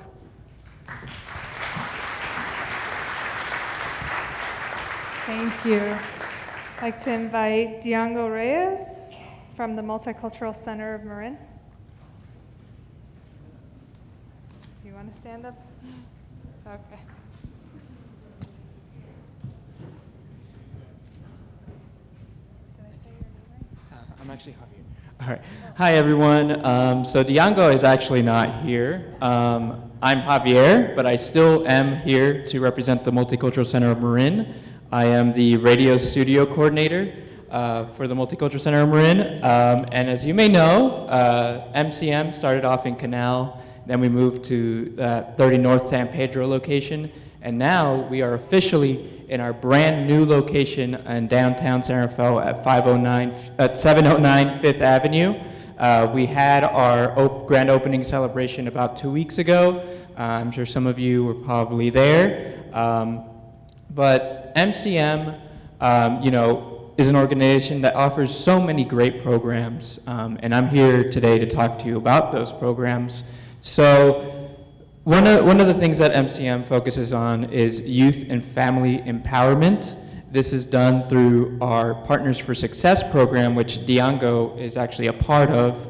Our program provides guidance to young people involved with the juvenile justice system, helping them build a path of success from the completion of their probation requirements to high school graduation, access to employment opportunities, and college entry. We do this in coordination and collaboration with staff from the Juvenile Division of the Probation Department of Marin and community partners. We also offer Presente, our fellowship program that provides opportunities for at-risk youth ages 14 to 21 to develop leadership skills, mentorship, tutoring, civic engagement, and participate in a variety of outdoor, cultural, and recreational activities, and explore their individual strengths and possible career paths. So that's for our youth and family empowerment, but we also offer community resiliency, also with civic and community engagement. This is done through the CCRC, which is the Canal Community Resilience Council, which launched in November of 2019 and holds regular meetings on the third Wednesday of every month to discuss issues that Canal residents face with a focus on environmental and climate change. Our meetings have explored issues such as water quality, sea level rise, public health, housing, emergency preparedness, waste management, transportation, access to community resources, education, and so much more. There is a core group of about 25 to 35 diverse community members, mostly from the Canal, and including Latino and Vietnamese immigrants, and other concerned, mostly from the Canal, and other concerned residents.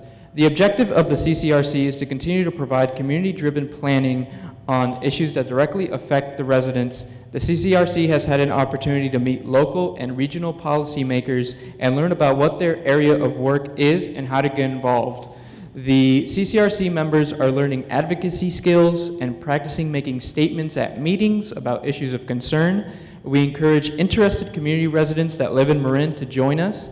And going back to what Alejandra was talking about more youth engagement, the CCRC is definitely looking for more youth to be a part of it, because I, along with many other youth, think it's very important for more youth to voice their opinions of the issues that go on here in Marin County. So CCRC is a great opportunity for youth as well. Another aspect of MCM is we offer the food distribution. So the food is sustenance. And many of our community members, especially those immigrating into Marin from other countries, are struggling with food insecurity. As they seek to gain stronger footing in their new home, providing for this most basic necessity can be a challenge. We believe that no member of our community should go hungry and that we must work together to end hunger in Marin County. In collaboration with the San Francisco Marin Food Bank, we run a farm stand produce food distribution initiative to provide fresh, healthy fruits and vegetables and whole grains to Marin community residents. Now, as to our arts, culture, and media, we have Cuerpo Corazón Comunidad, which is a Spanish radio show. When we began the lockdown caused by COVID-19, in March 2020, the Multicultural Center of Marin's executive director, Douglas Mundo, took to the airwaves on Cuerpo Corazón Comunidad to cover topics that were needed for the community to deal with the crisis. Since then, MCM's Brenda Camarena has taken over the microphone and continued providing information, inspiration, and resources to the community. The other radio show that we have under MCM is Tay Radio. At the Multicultural Center Marin, we believe that it is critical that all people participate in shaping the voice of media, most especially our young people. Transitional age youth, those between ages 13 to 23, are at a critical time in their development to adulthood. They see the world from unique perspectives and have experiences that are important to share with our wider community. That's why we created Tay Radio. This broadcast media experience, transmitted weekly via FM radio and Facebook Live, lets young people learn the art of media while also talking about the issues that are important to them.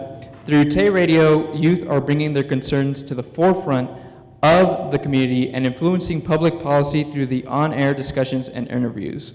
And what I've seen as being part of Tay Radio and being the executive producer for both Cuerpo Corazón and Tay Radio is that radio is very powerful, and podcasting and using your voice to amplify what you want to talk about is so important.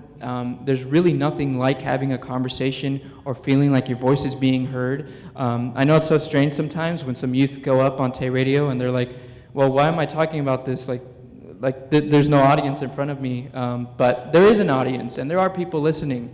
So I highly encourage everyone to please come and stop by MCM at our new location, because we have also created a brand new radio studio that was built by me all built from me. So I just wanted to shout that out.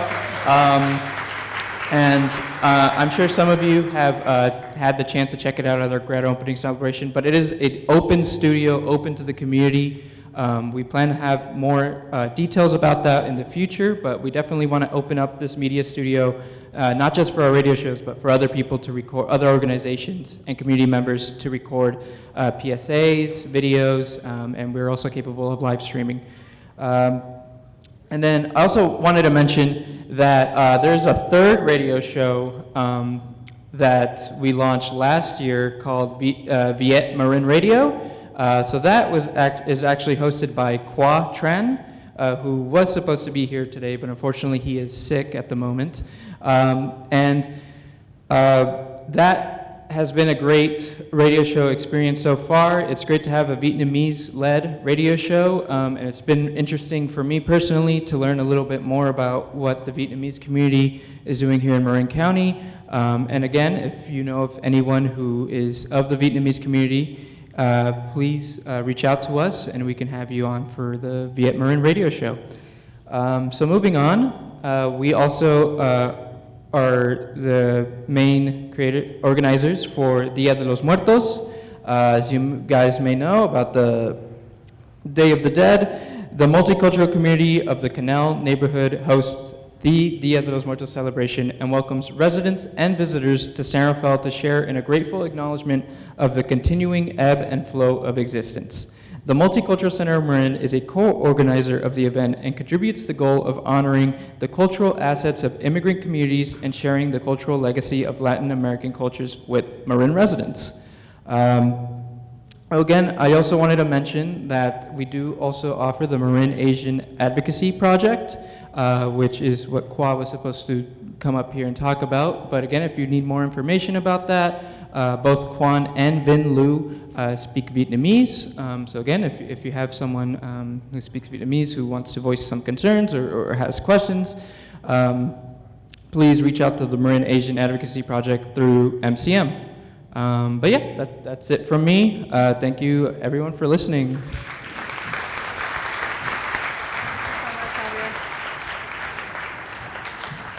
Thank you. And last but definitely not least, everyone's friend Alejandro. Welcome.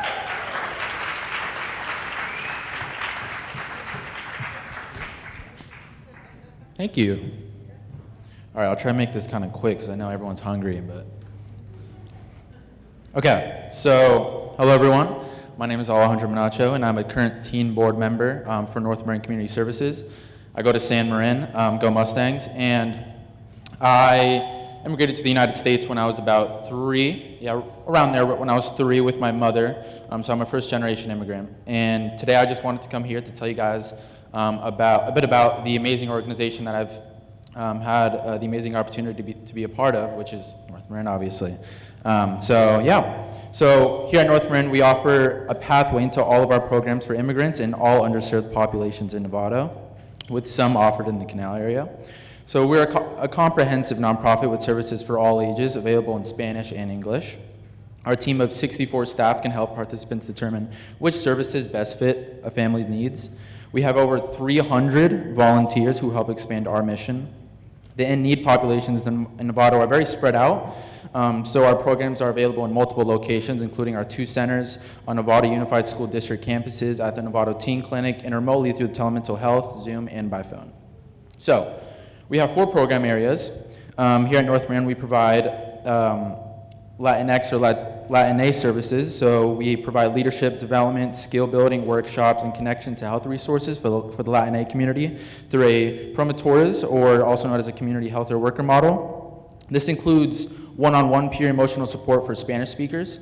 And our parent workshops include topics such as underage substance use prevention, and we also welcome newcomers at NUSD to foster a sense of community and connection.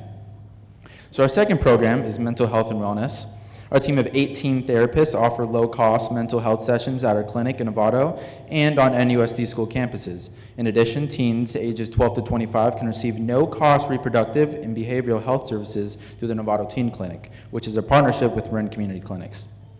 We then have case management. So our team of 8 bilingual, bicultural case managers offer safety net services to support immigrants and vulnerable families to help them recover self-sufficiency. This can include, but not limited to, access to rental assistance, our weekly Tuesday food pantry, holiday share, employment services, financial literacy, case management, parenting education, and life skills training. We also connect North Marin's low-income residents to resources through the Amigos de la Familia program, Thriving Families Initiative, and School Works Initiative. And lastly, we have year-round child development classrooms for working families. We offer early childhood education and school-age enrichment programs for children aged 2 to 14 years old, while assisting parents in the workforce through child care scholarships and affordable fees. Our teaching teams of 18 ensures high-quality programming in a safe and inclusive environment, including skill building, academic support, healthy food, and mindfulness practices. Our after-school and summer programs for youth strengthen academic practices, foster resiliency, encourage, and increase social skills for those who have experienced trauma or have high needs, so that each child can be successful. We also offer a developmental playgroup for immigrant families with children aged 2 to 5 years and their parents. And again, if you would like to learn more about us or visit us, you can come talk to Cheryl, Aaron Van Cheek, or maybe even Rick. And please visit us at www.northmarincs.org to learn more. Also, if you'd like to volunteer, all of our programs are either free, low cost, or sliding scale. So thank you guys for having me, and let's go eat.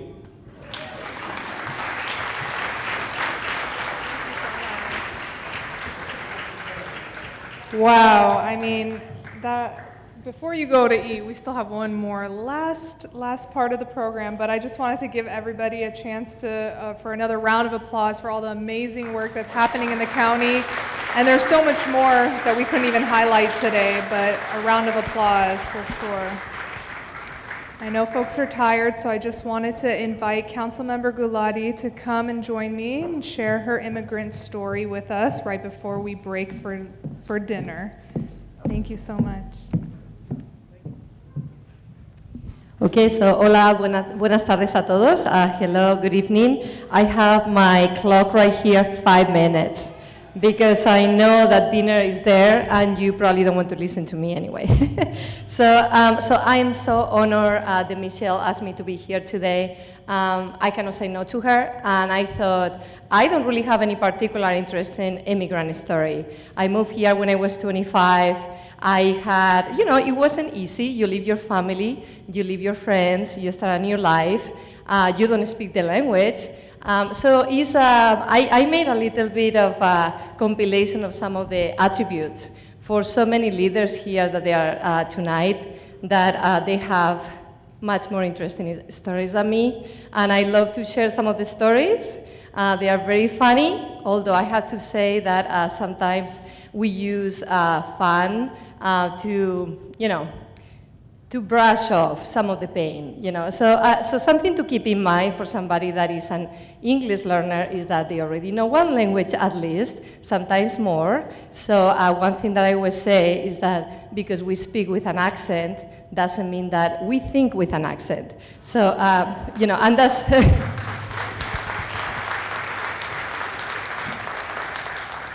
So I am here because I'm a huge advocate for education. When I moved to this country, the first thing that I did was I was living in San Francisco for 2 years before moving to San Rafael. So I went to Chinatown to learn English. And I was in a class of 40 people. I think there were like 30 different countries, mainly from Asia. It was amazing. My accent is a little bit funky. I think it wasn't just the English, but the fact that I made friends. And I found my place. I had a place of belonging. And I think it is so important in our communities to have that space so people feel welcome and that they have a place, and with that they can start prospering and doing other things. So a few of the attributes that I was thinking is as English learners, we are like really great listeners because we have to listen if we want to understand what they are saying. And we also have a great empathy because you also always have to put yourself in someone else's shoes in order to understand a new culture and a new language as well. They already mentioned Omar, hardworking, fighters, brave. It takes a lot of bravery for immigrants to come to a new country and to start a new life. Flexibility, community builders, the engine of our economy, I think that was said today as well, and giving back. I mean, I have the privilege to sit on the table right there with so many friends from Voces del Canal, Canal Alliance, like big applause. And there are so many community members as well all over here, and it is a privilege to work with all of you. I think from where I'm coming from, I became involved with our public schools as a volunteer in my kids' schools. I was shocked to see that there was no bilingual schools in our community with so many Spanish-speaking people. So from there, I was just in the, Foundation for the Public School Heads Up. From there, I was trying to bring electives to all the kids in middle school that they didn't have because they were struggling with English or math. And from there, I just went into in the city council. Do I have anything special? No. I'm stubborn, I'm passionate, and I see that something needs to be happening, and I just want to give a voice to people that honestly, they need that voice, but they already have the voice. So it's just a matter of getting them, elevated, run for office. I am very proud that when I left the school board, Marina Palma was my replacement, and she's doing an amazing job. So to the youth is run for elections, vote, and really have that voice. In the city of San Rafael, I'm very happy to be part of the council. Mayor Kate and the entire council, we are doing community conversations, going to our communities and listening to them. We are also having big partnerships. We just finished our transportation-based plan, and it was run by our community. We just facilitate the space, and it's an amazing plan because I've been in different structures where people with really good intentions, we're telling everybody what to do. But we don't know what people need. It's really the community coming, telling us is what we need to do, and we need to be listening and do whatever we can. Sometimes government is not very easy, but we have to try our best, and I think there is a movement there. And I think there is a good momentum. So I'm just here to give a voice to our community, to facilitate that, to open the door. When I was on the school board, I went to Madron continuation school to one of the classes to talk about sustainability. And when the next day the principal said that one of the girls said, wow, she's on the school board with that thick accent. And I'm like, exactly. So if I'm doing this, imagine how many people can do it better than me.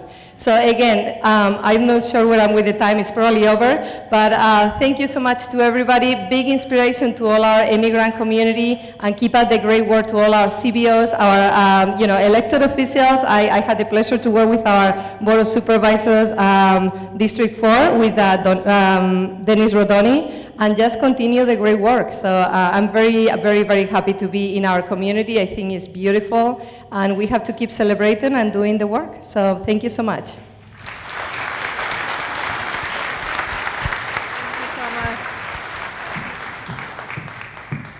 Okay, so how many people are hungry now for some delicious food and music? So this concludes the formal program, and we are going to ask folks, you can grab food and listen to music outside, and then shortly we'll be handing out some awards right outside in the patio as well. So thank you again to all our speakers and for all of you. We wanted to spend some time today celebrating and recognizing those in our community who are immigrants and or serving and supporting the immigrants in our community. And so I'd like to first invite Douglas Mundo to present the first two awards. I hope they turn on the light pretty quickly. They're trying. Woo! The first award this afternoon, or this evening, is going to go for Cuerpo Corazón Comunidad. Cuerpo Corazón Comunidad is a radio show in Spanish created by community members to the community as well. This radio show goes to 12 counties in the Northern California. And to receive the award today, our new star, Javier Vicuña, Javier is the producer and coordinator of the radio studio that produced Cuerpo Corazón Comunidad. Who remembers Doctora Marisol Muñoz-Kini? Wonderful.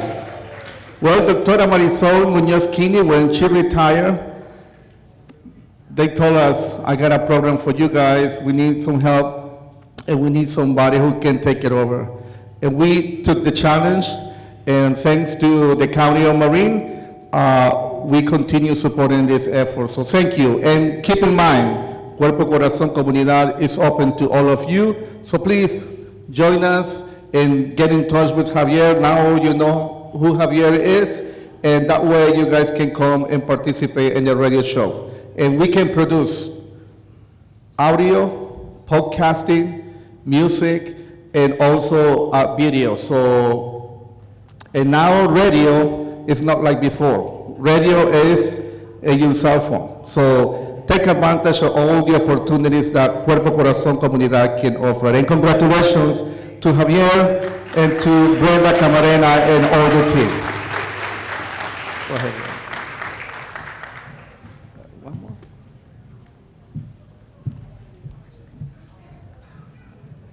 All right. I wish I could have completed my dinner before this. I just want to recognize another person, a great leader, a great advocate, and a person who has been providing a lot of support to the immigrants community.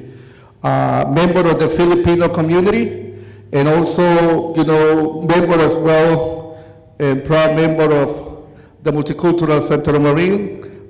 We want to recognize the effort as an immigrant of Mr. Cesar Lagliva.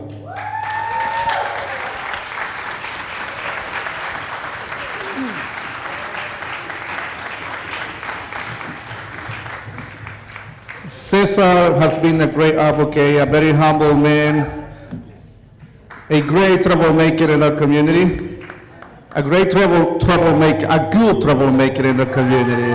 Thank you for all what you do, brother. That's it. Thank you. I'll take that. Thank you. Okay, I'd like to invite Supervisor Rodoni to present the next two awards.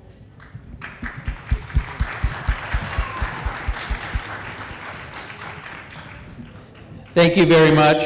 I want to invite up Voces del Canal to come up and join me, and while they're coming up, I want to recognize them. In 2014, these women, mothers and daughters, felt their community needed a voice, and since then they've been a strong advocate in the canal, including in 2020, helping us with the pandemic to get out the message to the canal residents in a way that they understood it, with testing and vaccinations and school children getting an education still at home. So it's been such a pleasure working with them, and I want to recognize them as the Outreach and Advocacy Award of First Five this year. So congratulations.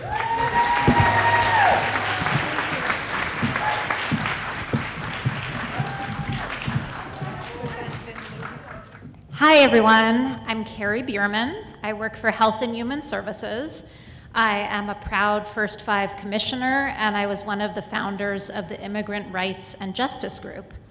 So I'm really honored to be here, and I'm really honored to recognize the following volunteers who work for Voces del Cambio.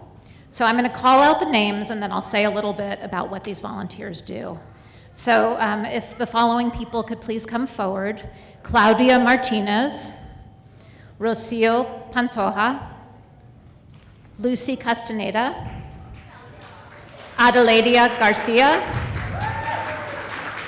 Reina Velasquez, Jose Luis Soriano, Alva Cifuentes, y Maria Florencia.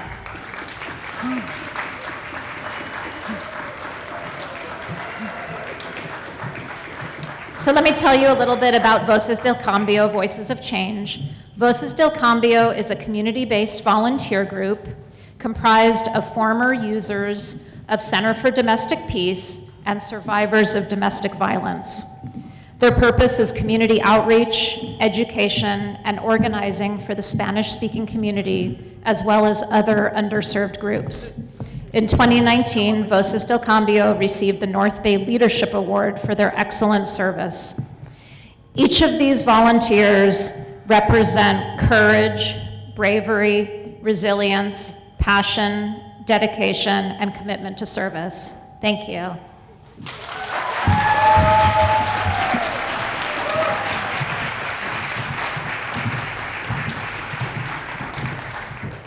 Okay, I'm sorry, 2 other people to recognize, Luz Alvarado and Linda Kay.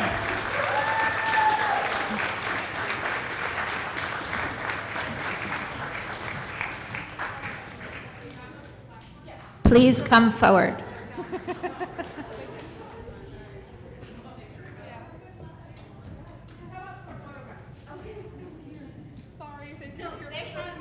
Okay.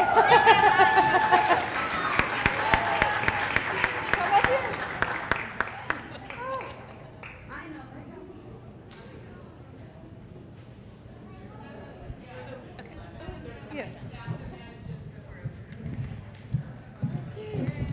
Thank you so much. Yay. Thank you. Sorry. Thank you so much. Thank you.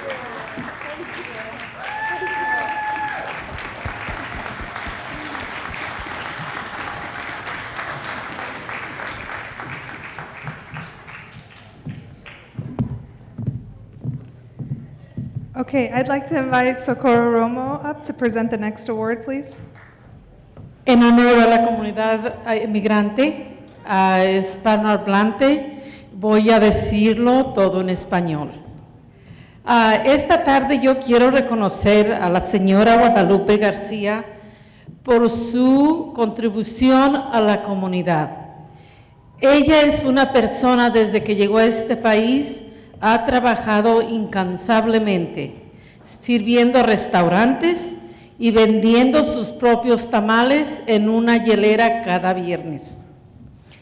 Parte de su contribución que yo considero bien valiosa es que cuando uno estaba haciendo línea para comprar sus tamales, blancos, amarillos, verdes o de cualquier color en la comunidad que fuéramos, todos teníamos un momento para charlar. Yo llamo eso construyendo puentes. Ella fue y ha sido una persona que ha ayudado a que la comunidad se una de muchas maneras. Ella el año pasado tuvo un derrame cerebral y una persona de la comunidad se acercó a mí para ver cómo la podíamos ayudar y me dijo unas palabras que jamás se me van a olvidar.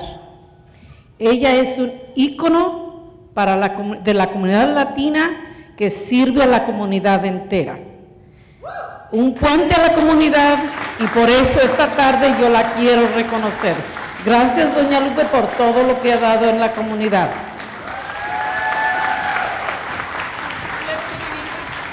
Okay. They made a request that I said some words in English so I can, for those who didn't understand, I'm going to go abbreviate what I'm honoring and recognizing Guadalupe Garcia's, Doña Lupe, contributions to the community by selling her contributions by working in the community, serving the,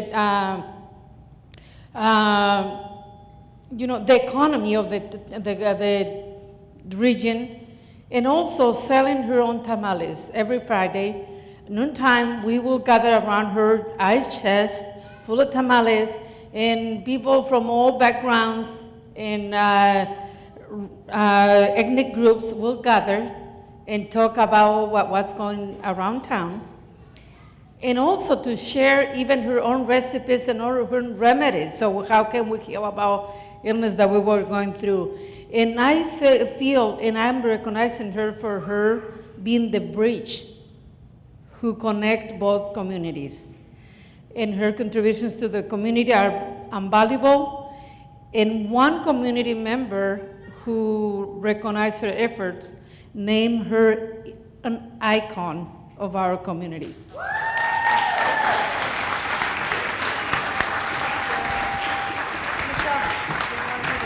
I'd like to invite Laura Vargas to present the next award.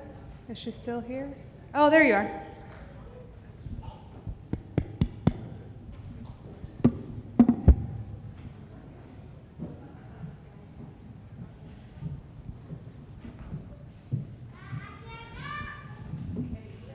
Hi everyone, I'm Laura Vargas and I work for the Marin Community Foundation, and I'm just very honored to recognize Samantha Ramirez as a leader in the community. We just want to recognize Samantha as a fabulous young person. Samantha is a leader in the community and was recently recognized as a Citizen of the Year for 2022. So super excited to just honor Samantha and come forward, Samantha.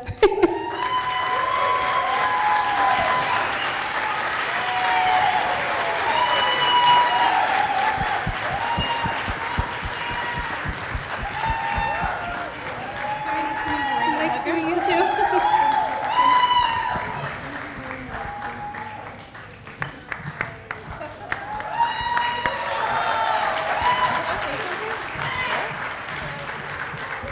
Solo quiero tomar un momento para decir felicidades a todos los otros que han sido reconocidos, y hay muchos de nosotros en esta comunidad que le estamos echando ganas y que estamos ayudando a nuestra comunidad. Entonces quiero que también nos celebremos todos los días, todo el año. So I just wanted to say that congratulations to all those that got recognized, but that there's a lot of people consistently doing the work to improve our communities, and we need to celebrate ourselves today and every day. Thank you.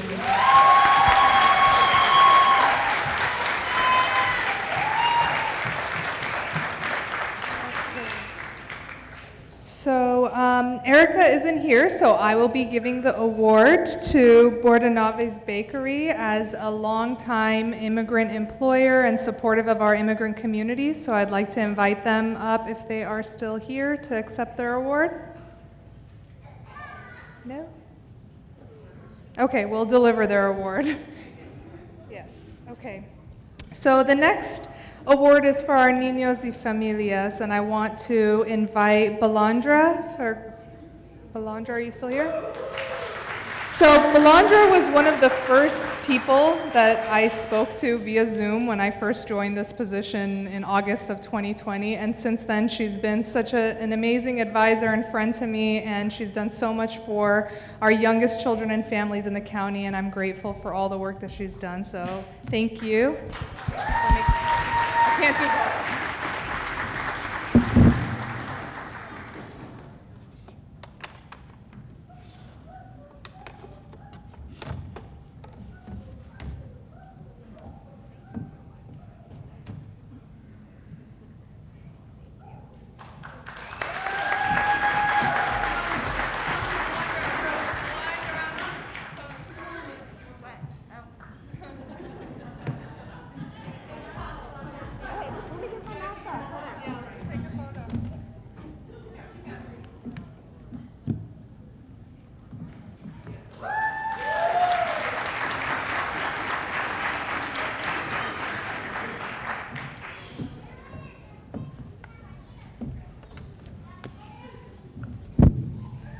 Okay, since I'm presenting the next few, I'm just going to bring these up here. So during COVID, these two organizations were critical in supporting our childcare community and our families, and so I'd like to present the next award to Community Action Marin and Marin Child Care Council and Parent Voices.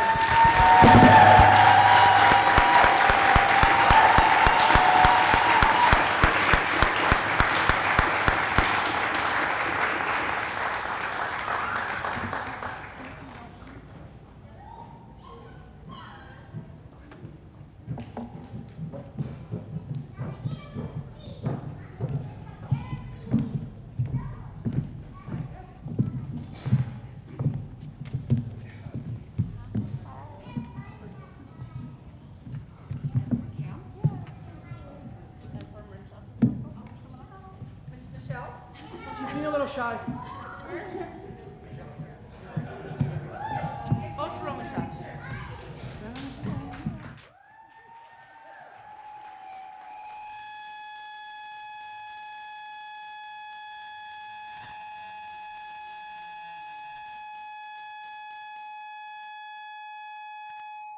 That's what I'm saying.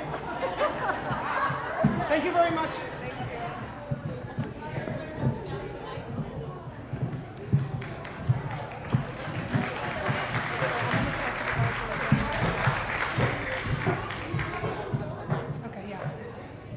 Okay, I wanted to invite Supervisor Rodoni back up here for the Lifetime Achievement Award.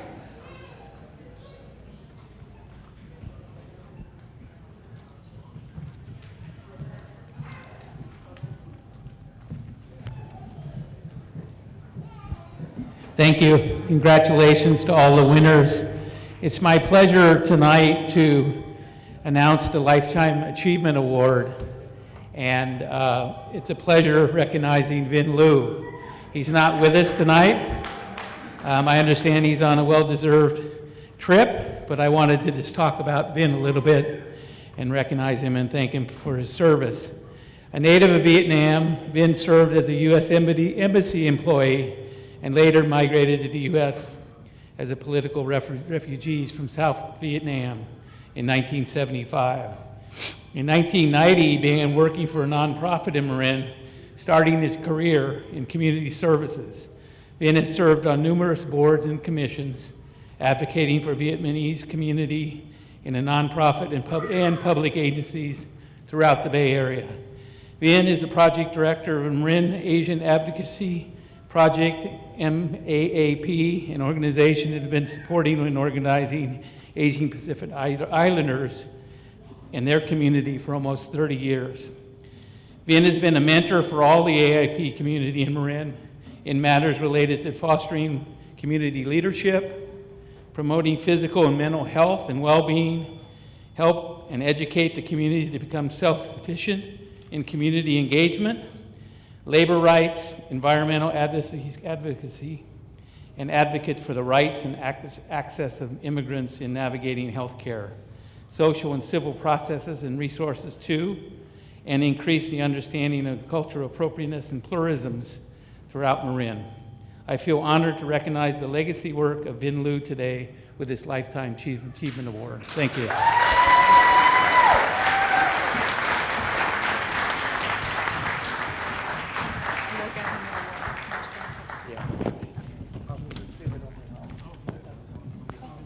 Oh, wonderful. Okay. Sure. Thank you, Supervisor Rodoni. My name is Douglas Mundo, and I will be accepting the award on behalf of Vin Liu. Vin Liu is taking care of his family right now and couldn't make it today. And the person who is supposed to be here is Qua Tran, who have a family emergency as well and couldn't make it. So they are part of the Multicultural Center of Marin. So on behalf of the Marin Asian Advocacy Project and Vin Liu, I will be accepting the award tonight. So thank you so much.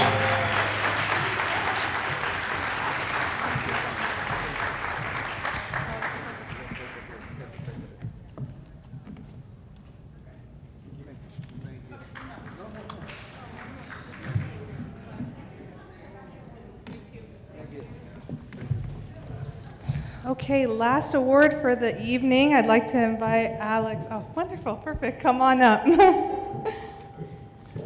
Yes. Thank you.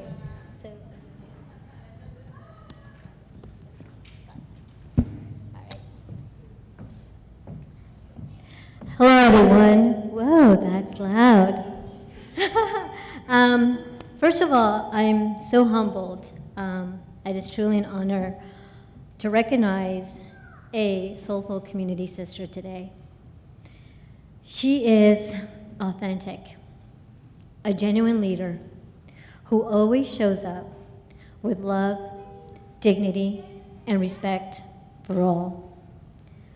She is a fierce leader who stands up against barriers to equity and inclusion, as it is her integral value, rooted so deeply in her heart, and doesn't let up when it's tough.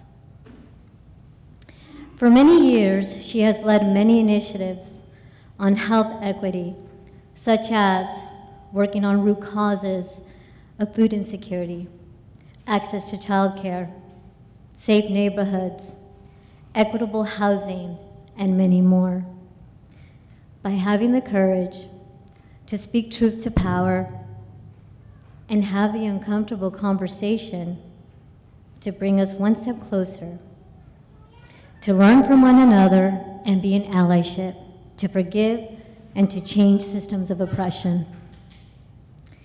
She has worked with older adults, youth, families, and children, countywide at schools, colleges, with nonprofits and county government, faith-based organizations, and in healthcare, as she genuinely meets humankind where they are at and works tirelessly to learn and support in any way she can. All of us who truly know her, love her, and respect her for the leader she is. I know public recognition is not what she strives for, because her passion is to face injustice and make a change for a better tomorrow for all. However, as community, we are here today to thank her and to let her know that she's priceless. Marin wouldn't be the same without her wholehearted leadership on health equity. May the magical forces of Mother Earth and Spirit be with you always as you stand front and center with your heart to continue this journey. And never doubt we are with you all the way. With great honor and all due respect, we celebrate the recognition for the heart of the community, Florencia Parada.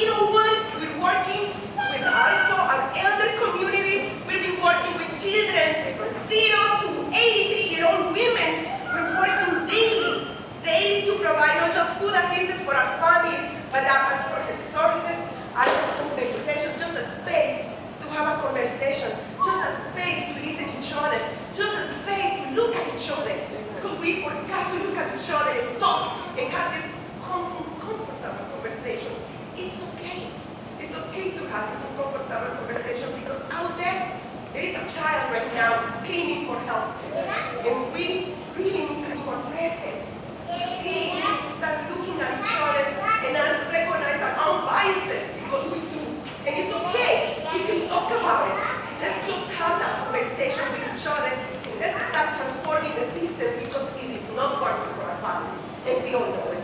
It's time to take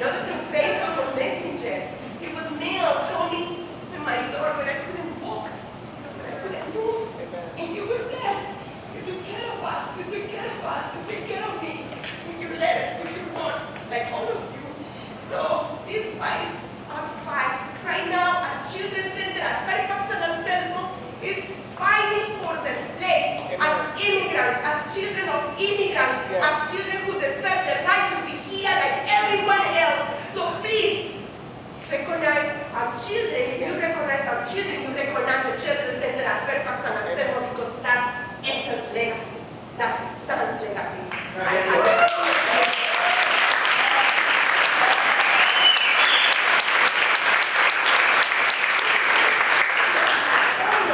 I was privileged to work with Ete. I was privileged to work with Gina from Community Action Marin because I adore you and I had to mention you. Because you guys are transforming my life daily with your stories. And we are in this game. And we should. And we will. Also be there for other families because they need us. They need also their voices to be heard. They cannot be at this platform. But this is not one person. We cannot do this work alone. This is not just one person. There is a whole village next to us, working together, fighting for our rights, for justice. So let's do it together. Please, let's be more real. There is not equity, but we could achieve that, right? If we can really work together. If we can really cross paths and do it for all of our families, our children, our women and men. So thank you so much.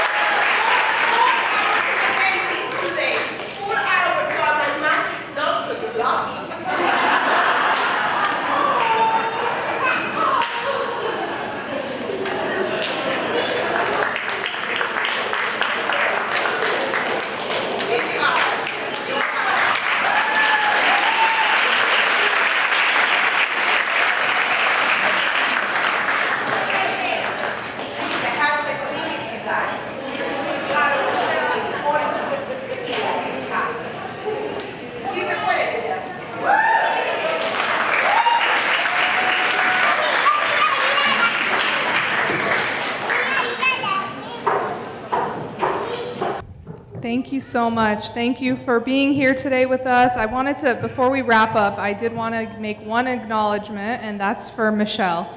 Everything that we see here, it's not easy to put together an event like this once a year, and she does it once a month. So we appreciate you and all the work that you do, Michelle. And thank you to all of our volunteers that helped us set up. And of course, for all of you, the award recipients and everyone who's gotten up here and spoken. So thank you, and we look forward to seeing you at our next forum.